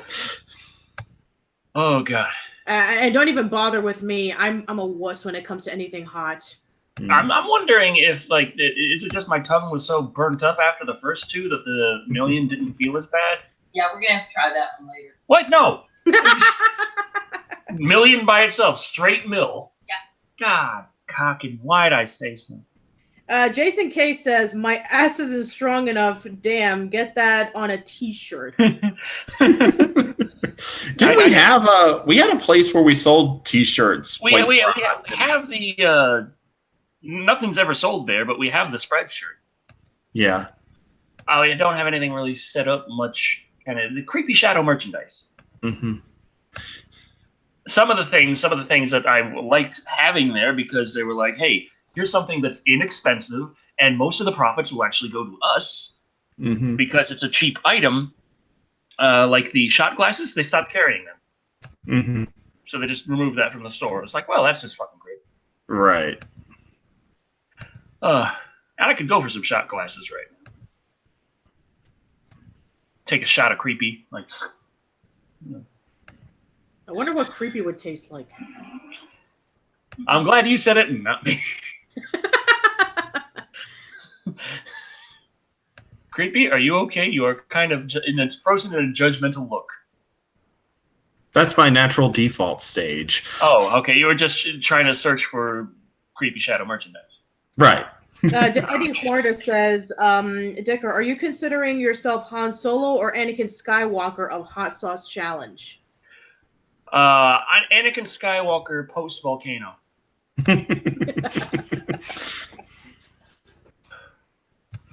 But yeah, if we could find a better place, that, like you said, that didn't take all of the profits, but we could get some decent. If we just worked on some good designs, we could actually just put it in multiple places. Like have a presence on Spreadshirt, have a presence on Redbubble, have a presence on Cafe Press. Why not? Right. Have variety, have choice. Yes. And that would be a good thing too, because it'll actually get things more interested. It'll be varied. Yeah. But we got to get the design set up is the main thing. That's the biggest step, really. The hardest part is to make the design, and that can get translated to all the other shops relatively quickly. Yes. Oh. All right. So and we definitely do remember to have a T-shirt that says "My ass isn't strong enough." just kind of, I don't know, if we get an artist to take the frame of me in pain from the hot sauce screaming and just draw that, don't have this background, just have a nice little for a T-shirt it's my ass isn't strong enough. It needs a shadow or something of me behind that. And then it says my ass isn't strong enough on the bottom. Really walking into it with that comment. Yep. Man. Dixter Bogart is asking, why has nothing been posted on Manic Expression in a year? Are you referring to the YouTube channel?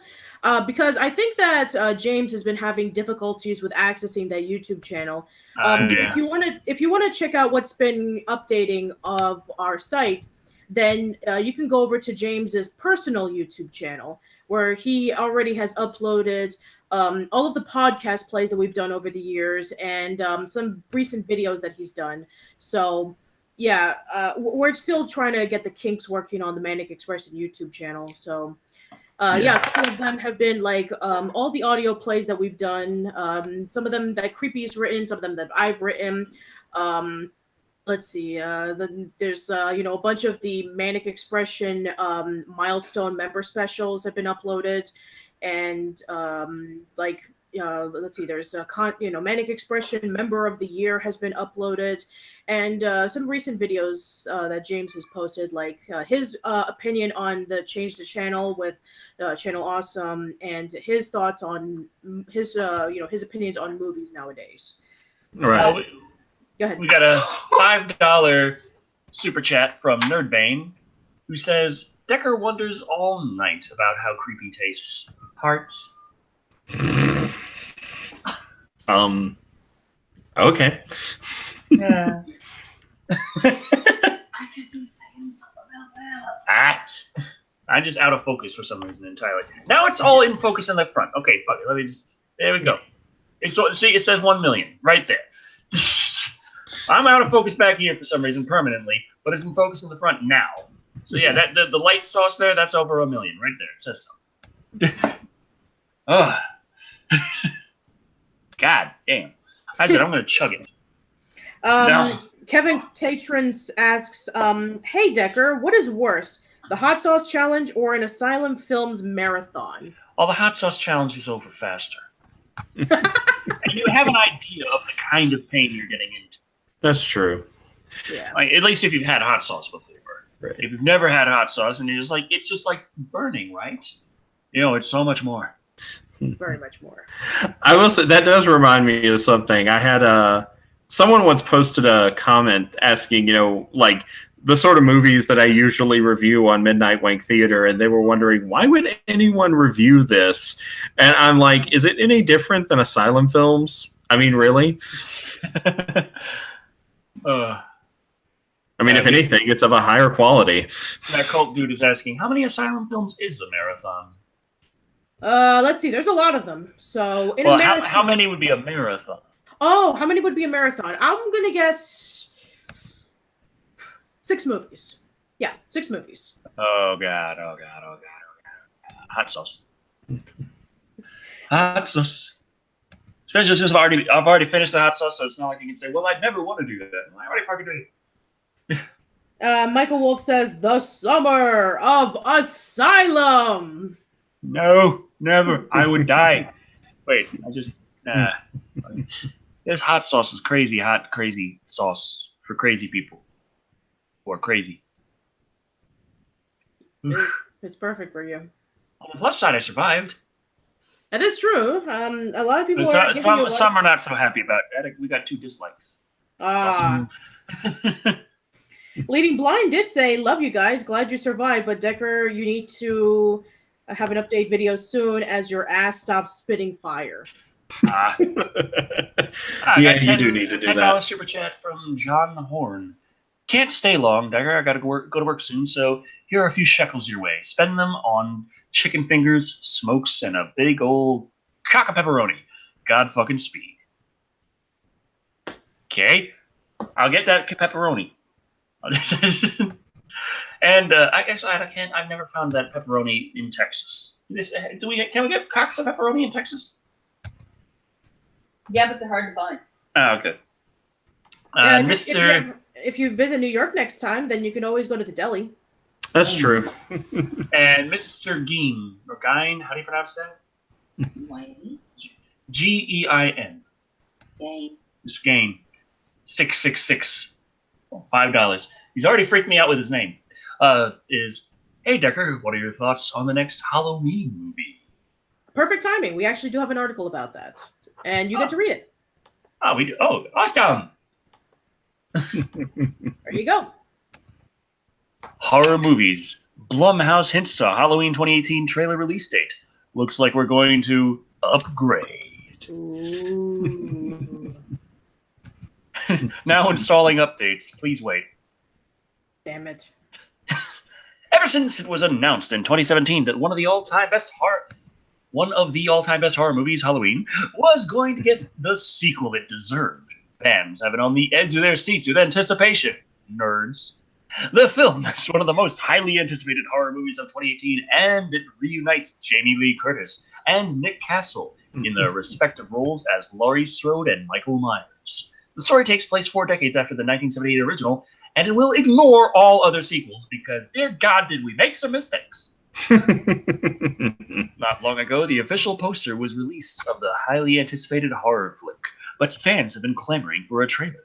Many enthusiasts created fan-made trailers, and though some were really imaginative, we have all been anxious for the official release. This sounds like someone who was trying to find it on YouTube to just double-check and kept finding the other ones, and they're kind of pissed off about it now.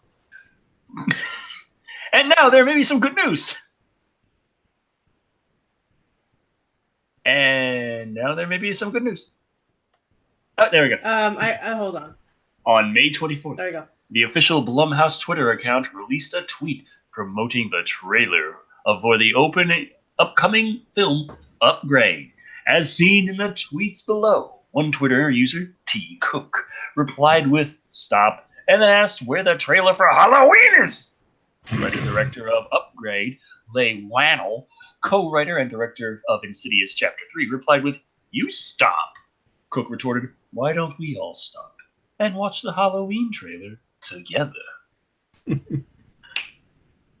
Okay. And that's when things got interesting. Blumhouse replied to both Cook and Whannell, suggesting that we all go see Upgrade June 1st. While it's not an official statement, as Horror Freak News documented, this Blumhouse tweet suggests that the official Halloween trailer will be revealed on June 1st, 2018 before Leigh Whannell's film. That's a stretch. I'll say. What? From that, I was gathering that the guy's like, "Hey, we got a new movie you should check out." Not that trailer will be there 100% or even 50%. But yeah, the new Halloween is coming this year, which is nice. The trailer should arrive sometime before that. I'm not sure about June 1st. If it does, maybe it's just coincidence because I don't really know if that tweet exchange really had to do with that. No, it didn't. But yeah, we did talk about Halloween a couple of times in discussion about like it was going to be removing all of the other movies out of continuity. It's going to have Jamie Lee Curtis back.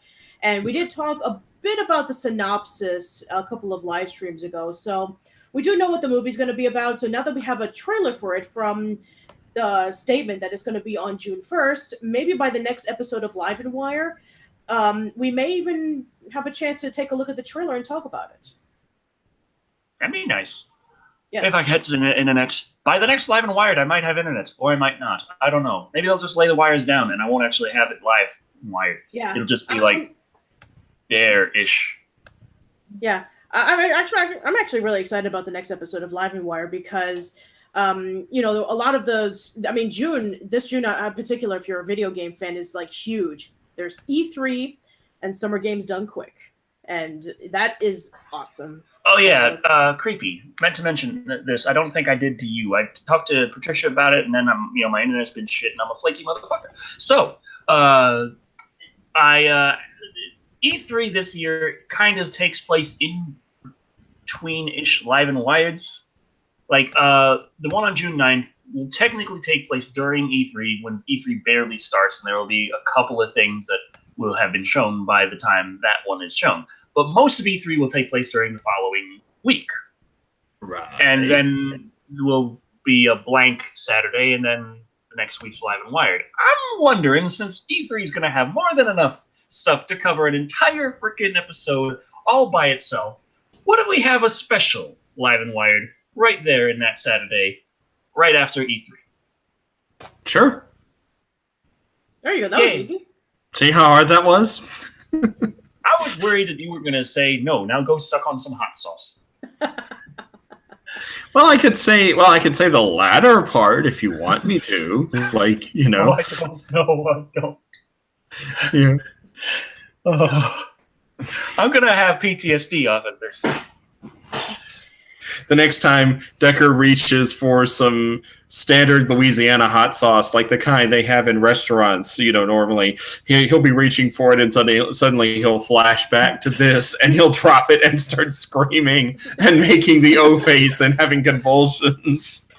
Right in the middle of a crowded restaurant, everybody. I really hope I'm there to film it, or at least someone is. Nerdbane's like, that's not hot sauce, Decker. God damn it. Jacob Kennedy actually says, please name the next episode Nostalgia Hell. So we'll see. Well, it all depends on what the news is that comes up. But it's definitely an idea of goodness. Yeah. Spudley says... Especially if E3, all they show is like old stuff. Like, hey, we're remaking everything. You know what? The movie industry has pretty much done that. I wouldn't be surprised if that were to be the case. We're making a remake of this particular game that you love, and it's going to come out eventually, says Square Enix. PlayStation 5 is launching soon. With it, Borderlands, the Handsome Collection Pretty Edition. Yes. And yes, and Xbox, the next Xbox game's coming out. And the next installment of that is going to be Gears of War 6. Nobody asked for this. Nerdbait saying, can't wait for another Skyrim remaster. Oh my god. So much Skymaster. I love the Todd Howard memes. Fear not the man who has released 10,000 games. Fear the man who has released one game 10,000 times. Yes. I love that quote because it is so relevant. Right. It's just as relevant as Allen Ginsberg's quote about whoever controls the media images controls the culture. I remember that. And, I feel like there is a lot of gravity to that statement because there's another saying, if you want to know what a culture is, what it's about, look at its media.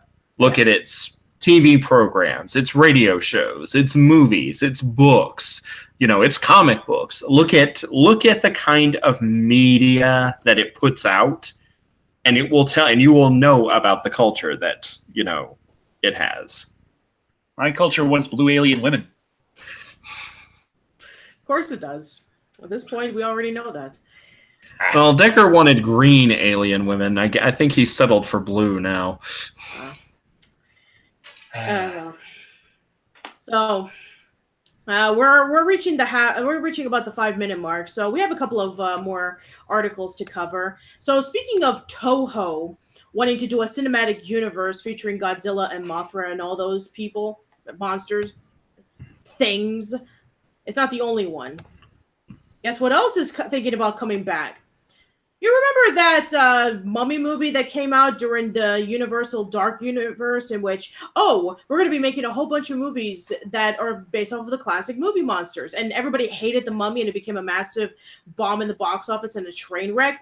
Well, apparently they're not finished yet. They want to do more. Well, that's the whole point of the Mummy. It just doesn't die.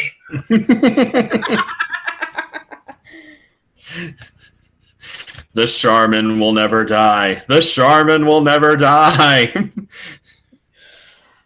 All right, so you want to read whose turn is it? I don't care. Think creepies.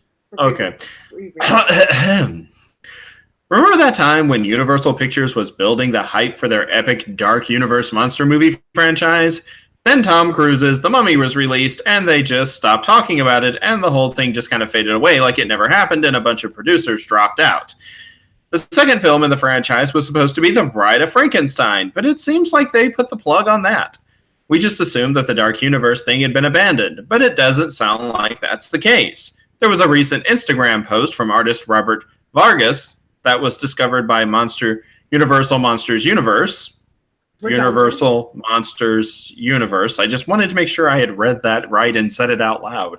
Universe man. Universe man, hates... Universe man, usually kind of smaller man. Universe man. He's got to watch with a minute. Okay, I should stop before we get a copyright strike. Yeah. And it suggests that Universal Pictures hasn't given up on it yet. Apparently, Vargas had a meeting last week with the Dark Universe team at Universal Pictures. There's a lot of universe in this article. I feel like Steven Universe is going to crop up soon. Yes! I want a Steven Universe cinematic universe. We'll put in Adventure Time. We'll put in Craig and the Creek. We'll put in... Universal Pictures working on a Steven Universe cinematic universe. Okay.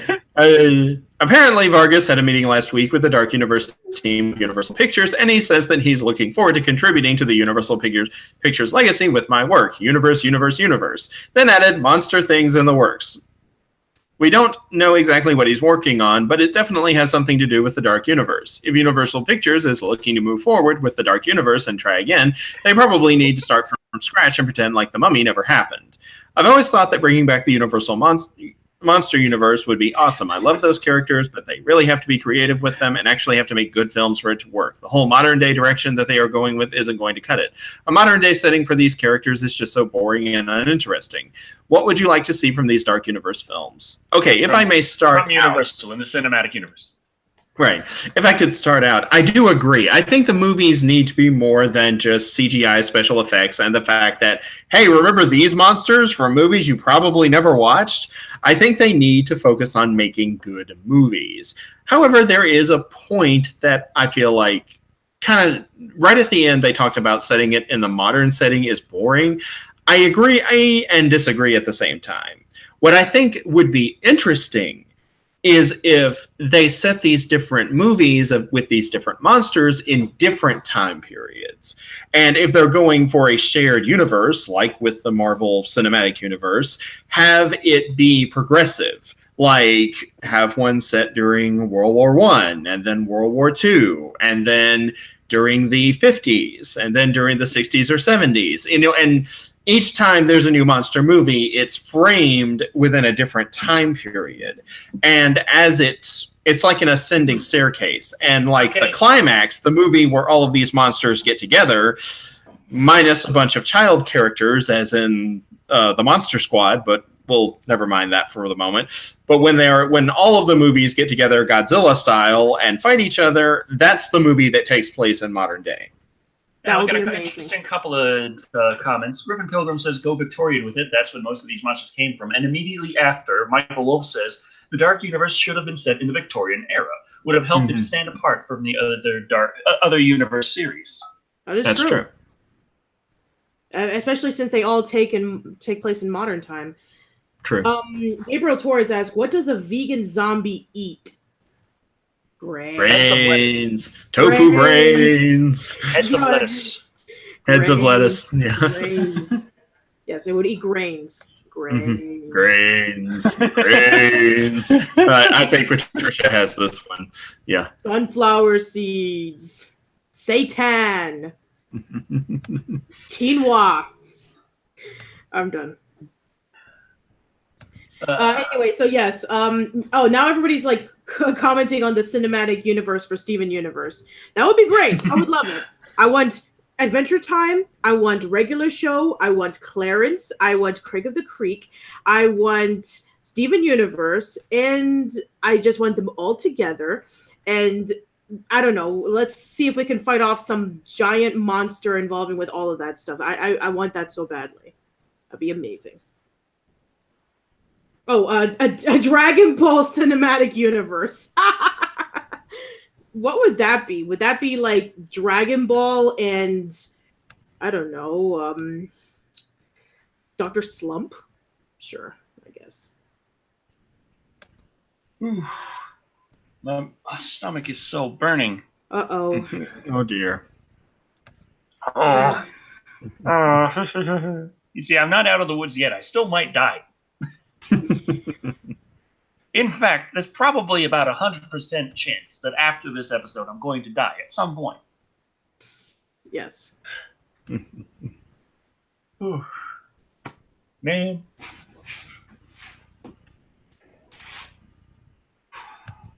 Doctor Who universe. The Predators universe. Isn't there already like a Doctor Who crossover thing that happened during its 50th anniversary? Kind of. Kind of. Okay. Sort of like the Kamen Rider crossover. And the Power Rangers crossover. Oh, God. What? Nerdbane says Devilman Cinematic Universe. Think of all the death and debauchery to be done. I'm just imagining all those moons being broken. Oh, man. That world's so fucked up. They break the damn moon. They fucked up the world so badly that they broke the moon. How do you even do that? If you break the moon, then Ozaru will never show up. Aww. Stephen King is all one universe. Pretty much. Yes. Pretty much. Effectively, he's doing that whole shared universe thing before it was cool. Yeah, taking all place in Maine. I liked ice before it was cool. So water, I liked water. Oh man, there's like so many cinematic universes that everybody's like suggesting. Cutie Honey, Transformers, Hellraiser. Oh God, Nerdbane says, "What if Alf existed in the Alien universe?" I'm just imagining Alf as the alien in Alien. Everyone's safe except Jonesy. Speaking of Jonesy, 2 weeks ago, we didn't even include this in an article, but there's going to be a book based off of him. A children's book based off of Jonesy the cat. The part where he watches Brent die. Yes. Also, real quick, damn it, I had some. Oh yeah, like since we reviewed the live-action Cutie Honey movie, there's been more live-action Cutie Honey movies made. At least one, maybe two. Oh boy. Yeah. So who wants to see Decker and I review those? Me. Probably everyone present, except maybe Thank you, one guy who's Patricia. not going to comment at all. So. Thank you, Patricia. You're welcome. Oh, my heart, my head, my brain, my death. That's later. Let's see. Yeah, we do have. Now everybody's like scrolling down, saying me. I want to see it. I do. Me. But yes, everybody's saying more cutie honey. Why did I eat this hot sauce? Well, the worst is over. Are you sure? I dared you to. I can't shove bread up my butt. Well, I mean, I can, but I don't know if it'll help. Don't. Please don't. Please don't. Oh, that's an ugly picture. Bad mental picture. Who said that? Is that creepy? No, that wasn't creepy. My reputation precedes me. Yes. Oh boy. So, all right. articles, because I want to die. Okay. Let's do a few more because Decker's gonna crash and burn any moment. So Yeah. All right. So we did talk about like a whole bunch of cinematic universes and reboots and remakes and continuations and sequels and whatever. One that we haven't talked about in a while is a spin-off. A spin-off to a very popular movie that came out in the 90s. So, as soon as this article uploads on Hollywood Reporter, that is, I can be able to read it because it's my turn to read it. Yay! Yay. Okay, so here it is. Right here. Read more. So yes, here it is. The Men in Black spinoff. Liam Neeson and the article's gone. Stupid pop-up. I hate this thing. Hollywood Reporter. Thanks, Hollywood Reporter, for putting a whole bunch of crap all over me. There we go. Got rid of that. Okay, so I was scrolling through the Hollywood Reporter earlier today after reading one of the other articles you sent, and I scrolled a little too far down, got to one article, and I was just looking at it like, what the hell? Hollywood Reporter? What? Who? What? Why? No.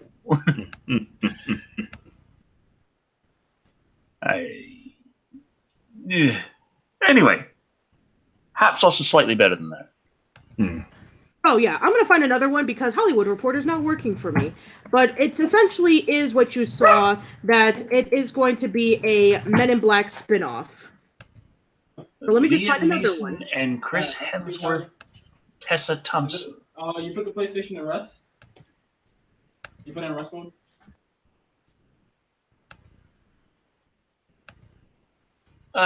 Almost fine.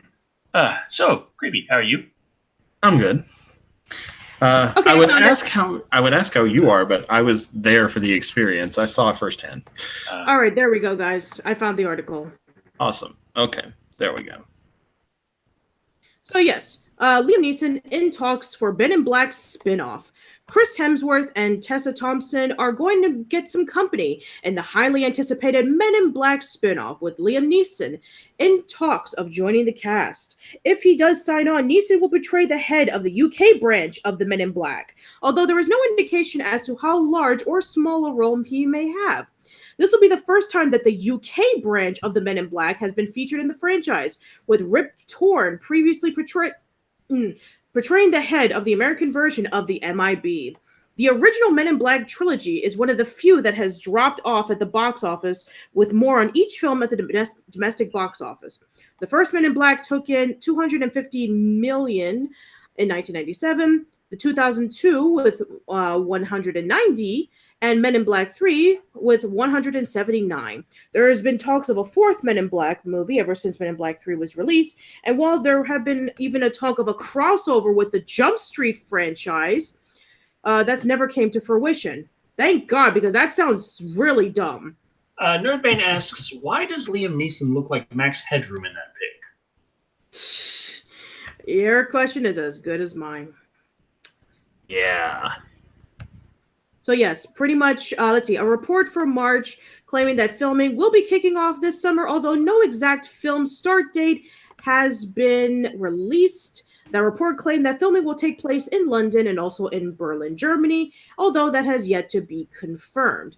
This comes out just a few months after Liam Neeson revealed in an interview that he was retiring from making action movies, like this year's action thriller, The Commuter, But the actor who turns 66 next month walks back those claims a few weeks later.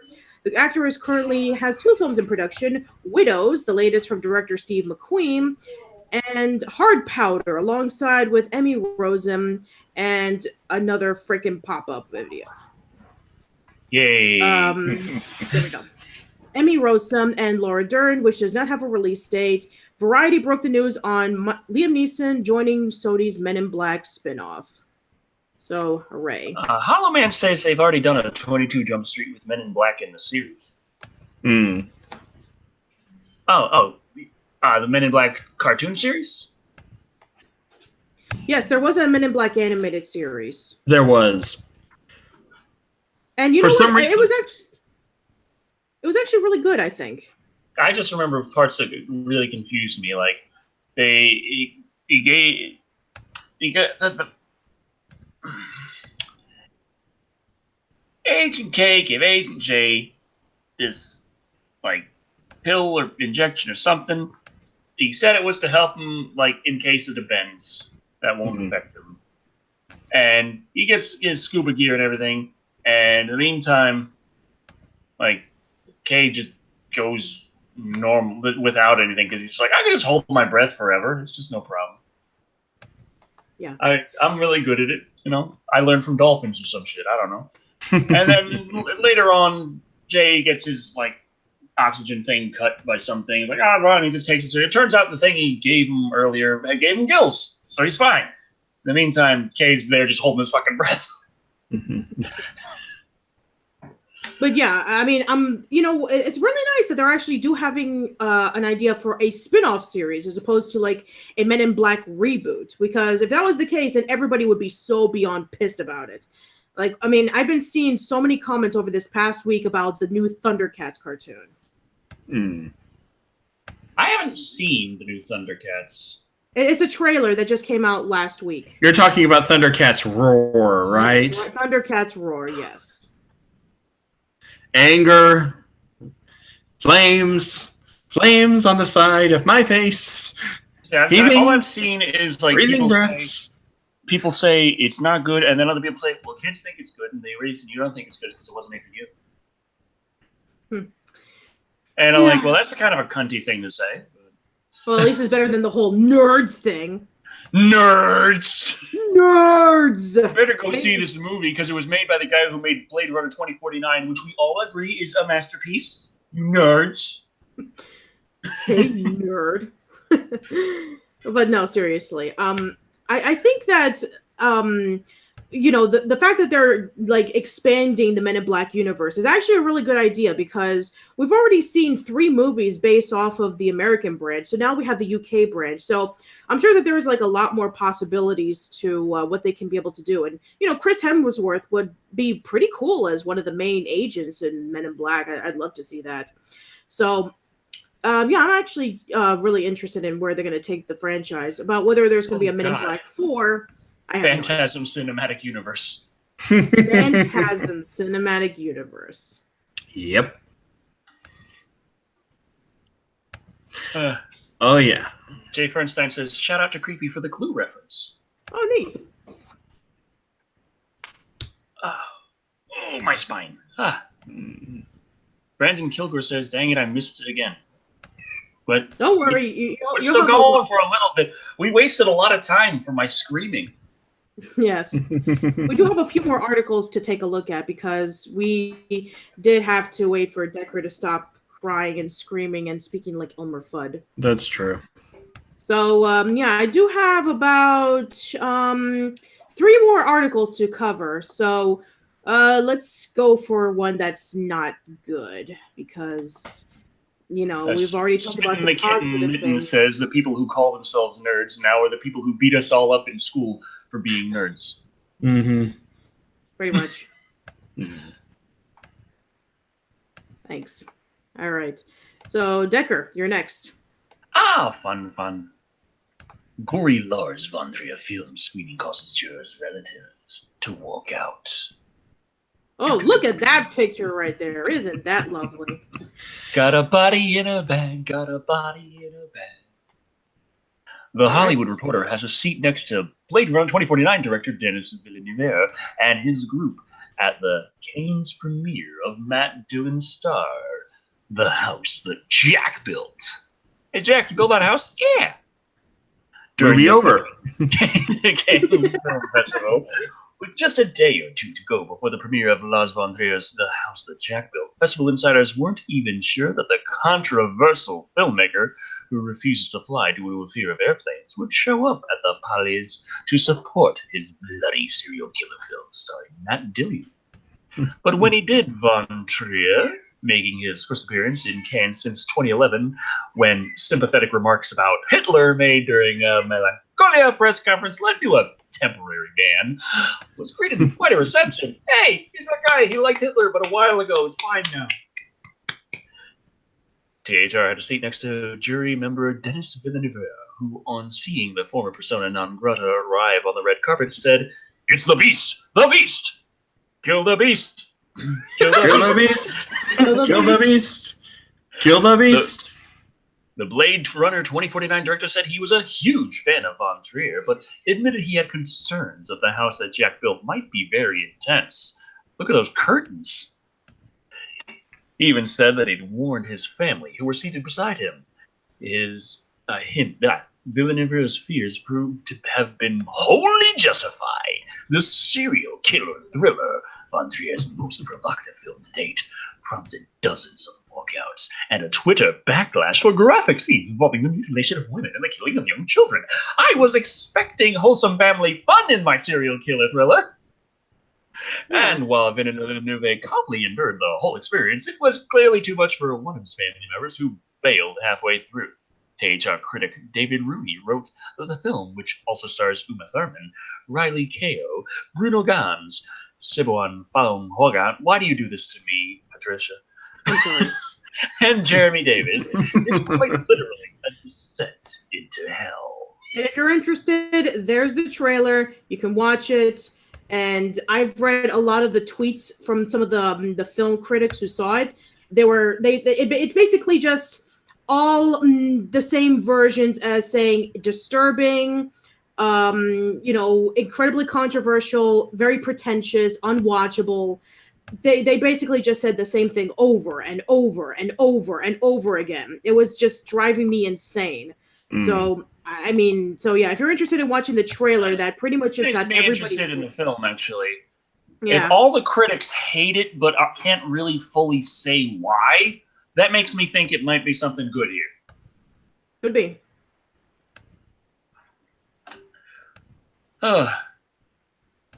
But yeah, again, if you want, or if you're interested, go watch the trailer for it. It's already out. But oh, my butt. I need a break real quick. Oh, I will be right back. I am very sorry. Go ahead. Go do it. Come on, Darren.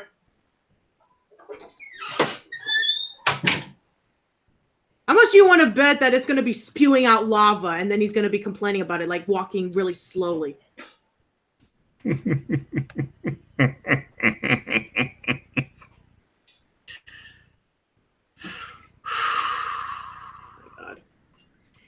Anyway, so yeah, what are you up to now, Creepy? Editing together the new gym review. Oh, nice. I also have something coming up soon that people have been demanding that I do. Same here. So, ever since I released my video on the history of Hey Arnold the Jungle movie, which is now almost like, I think it's right now my most viewed video I've ever done. It's almost up to 100,000 views. And they've been asking me like crazy, do a review of it. I haven't had the chance to do a review of it because of everything that's been going on in my life. But while shopping today at Walmart, I finally got a copy. Awesome. Yes. So now I can finally have a chance to, give a review of the Jungle movie. And while I was shopping there, I also found this for sale as well. I finally got Avatar: The Last Airbender, the complete series. Oh, awesome. Yeah. So, Yeah, I'm actually looking forward to finally getting a chance to do videos about this. That'll be a lot of fun. Yeah, Jason K says the Nickelodeon cinematic universe. No, don't give them any ideas. There was talks for a long time of a Nicktoons crossover movie done by Jared Faber, who, no, not Jared Faber. Oh, sorry. Jared Hess. Jared Faber is a music composer. Jared Hess, who did movies such as Napoleon Dynamite and Nacho Libre. He was the one who went over to Nickelodeon Animation Studios and said, I want to do a crossover movie similar to the Avengers. They pretty much just shot him down saying no. Then he said, you know what, screw it. I'm just going to post it on Variety anyway. And then it just pretty much got all the buzz. And then Joe Murray, the creator of Rocko's Modern Life, said this movie is not happening. And then it just made Jared Hess look like a complete idiot because everybody was talking about it. The movie was never going to happen in the first place. And yeah, that thing just... It went down. Yeah. Mm-hmm. So, how are you doing? We're doing better. How are you feeling? Bad. So, was it like lava or was it like fire? Or acid. We keep leaving out acid. Acid could be a possibility. And it's not that yet. It was just so much milk. I just could. Okay.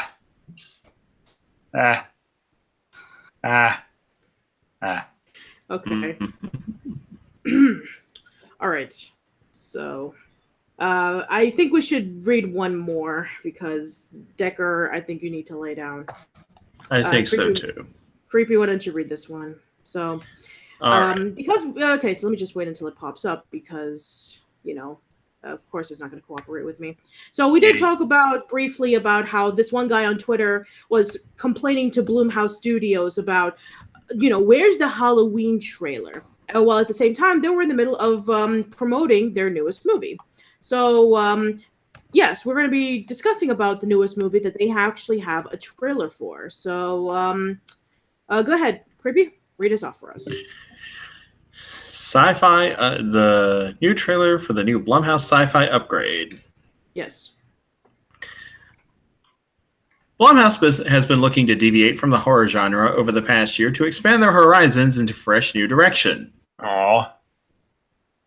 Their new movie Upgrade, which sees the studio tackle the sci-fi genre. Oh. So it seems you can't take elements of horror out of the studio because even though this isn't trying to be a horror movie, there are no doubt elements of extreme horror in the form of its violence that is perhaps its biggest standout. And if you don't believe me, take a look at this new short red band teaser, which the studio had released for the movie. Yes. And, you could watch the movie trailer for yourself, but we can't do that because of copyright claims. So, yeah, continue, Creepy. Right. Upgrade is written and directed by Saw co-creator Lee Whannell. Okay. Which perhaps explains its over-the-top gratuity, but at the same point in time looks to be injecting a whole lot of fun into this. The movie was screened to rave reviews at the popular Southwest. Okay. Yeah, Southwest. Thank you. Film festival earlier this year, something which the trailer goes out of its way to tell us what the critics said, and looks to be a lot more than just an excuse for portraying violence and blood on screen. Aww. The film is set in an ultra-violent near future where a grieving husband, Logan Marshall Green, gets a shot at revenge thanks to a computer chip that turns him into a certified killing machine. It's a formula that's been told in many guises, but perhaps not so graphically and stylishly as this movie, which is part of the film's appeal. Upgrade releases in the US next weekend, but doesn't have a clear release date for South Africa just yet. It's not the kind of film that is likely to get a lot of interest at the box office, especially in this busy period, which will see it competing with much bigger sci-fi and comic book movies, but at least it offers something different for adults who need their bloodlust eased. What about the kids that need their bloodlust eased? They have computer games now. They have Deadpool. Oh god! I just imagine like the amount of times when I was in school you'd hear about don't read that, don't watch that. That one's the bad movie. Anyone watch that? It's a bad one. Imagine what they're talking about with Deadpool right now. Yeah. So yeah, again, if you're interested in watching the trailer, then you can. It'll be coming out next weekend, so maybe by then we'll see some reviews of whether the movie is actually good or bad, which we've done before. But yeah, I think that's pretty much it. We've already gone about almost 2.5 hours. So while Decker like recovers from his hot sauce fiasco, That'll take 2 weeks. it'll take that. It'll take him that time. Yeah. So. Yeah, I guess we can do our plug and self promotion. So, why don't you go first, Creepy? Well, I've got the new Gem and the Holograms review coming. I also have something that people have, as I said to Patricia earlier, but I guess making it official. I have something that coming that people have been begging / demanding / asking me to do for a few months now, and I hope they enjoy that. Other than that, business is returning as usual. Patricia?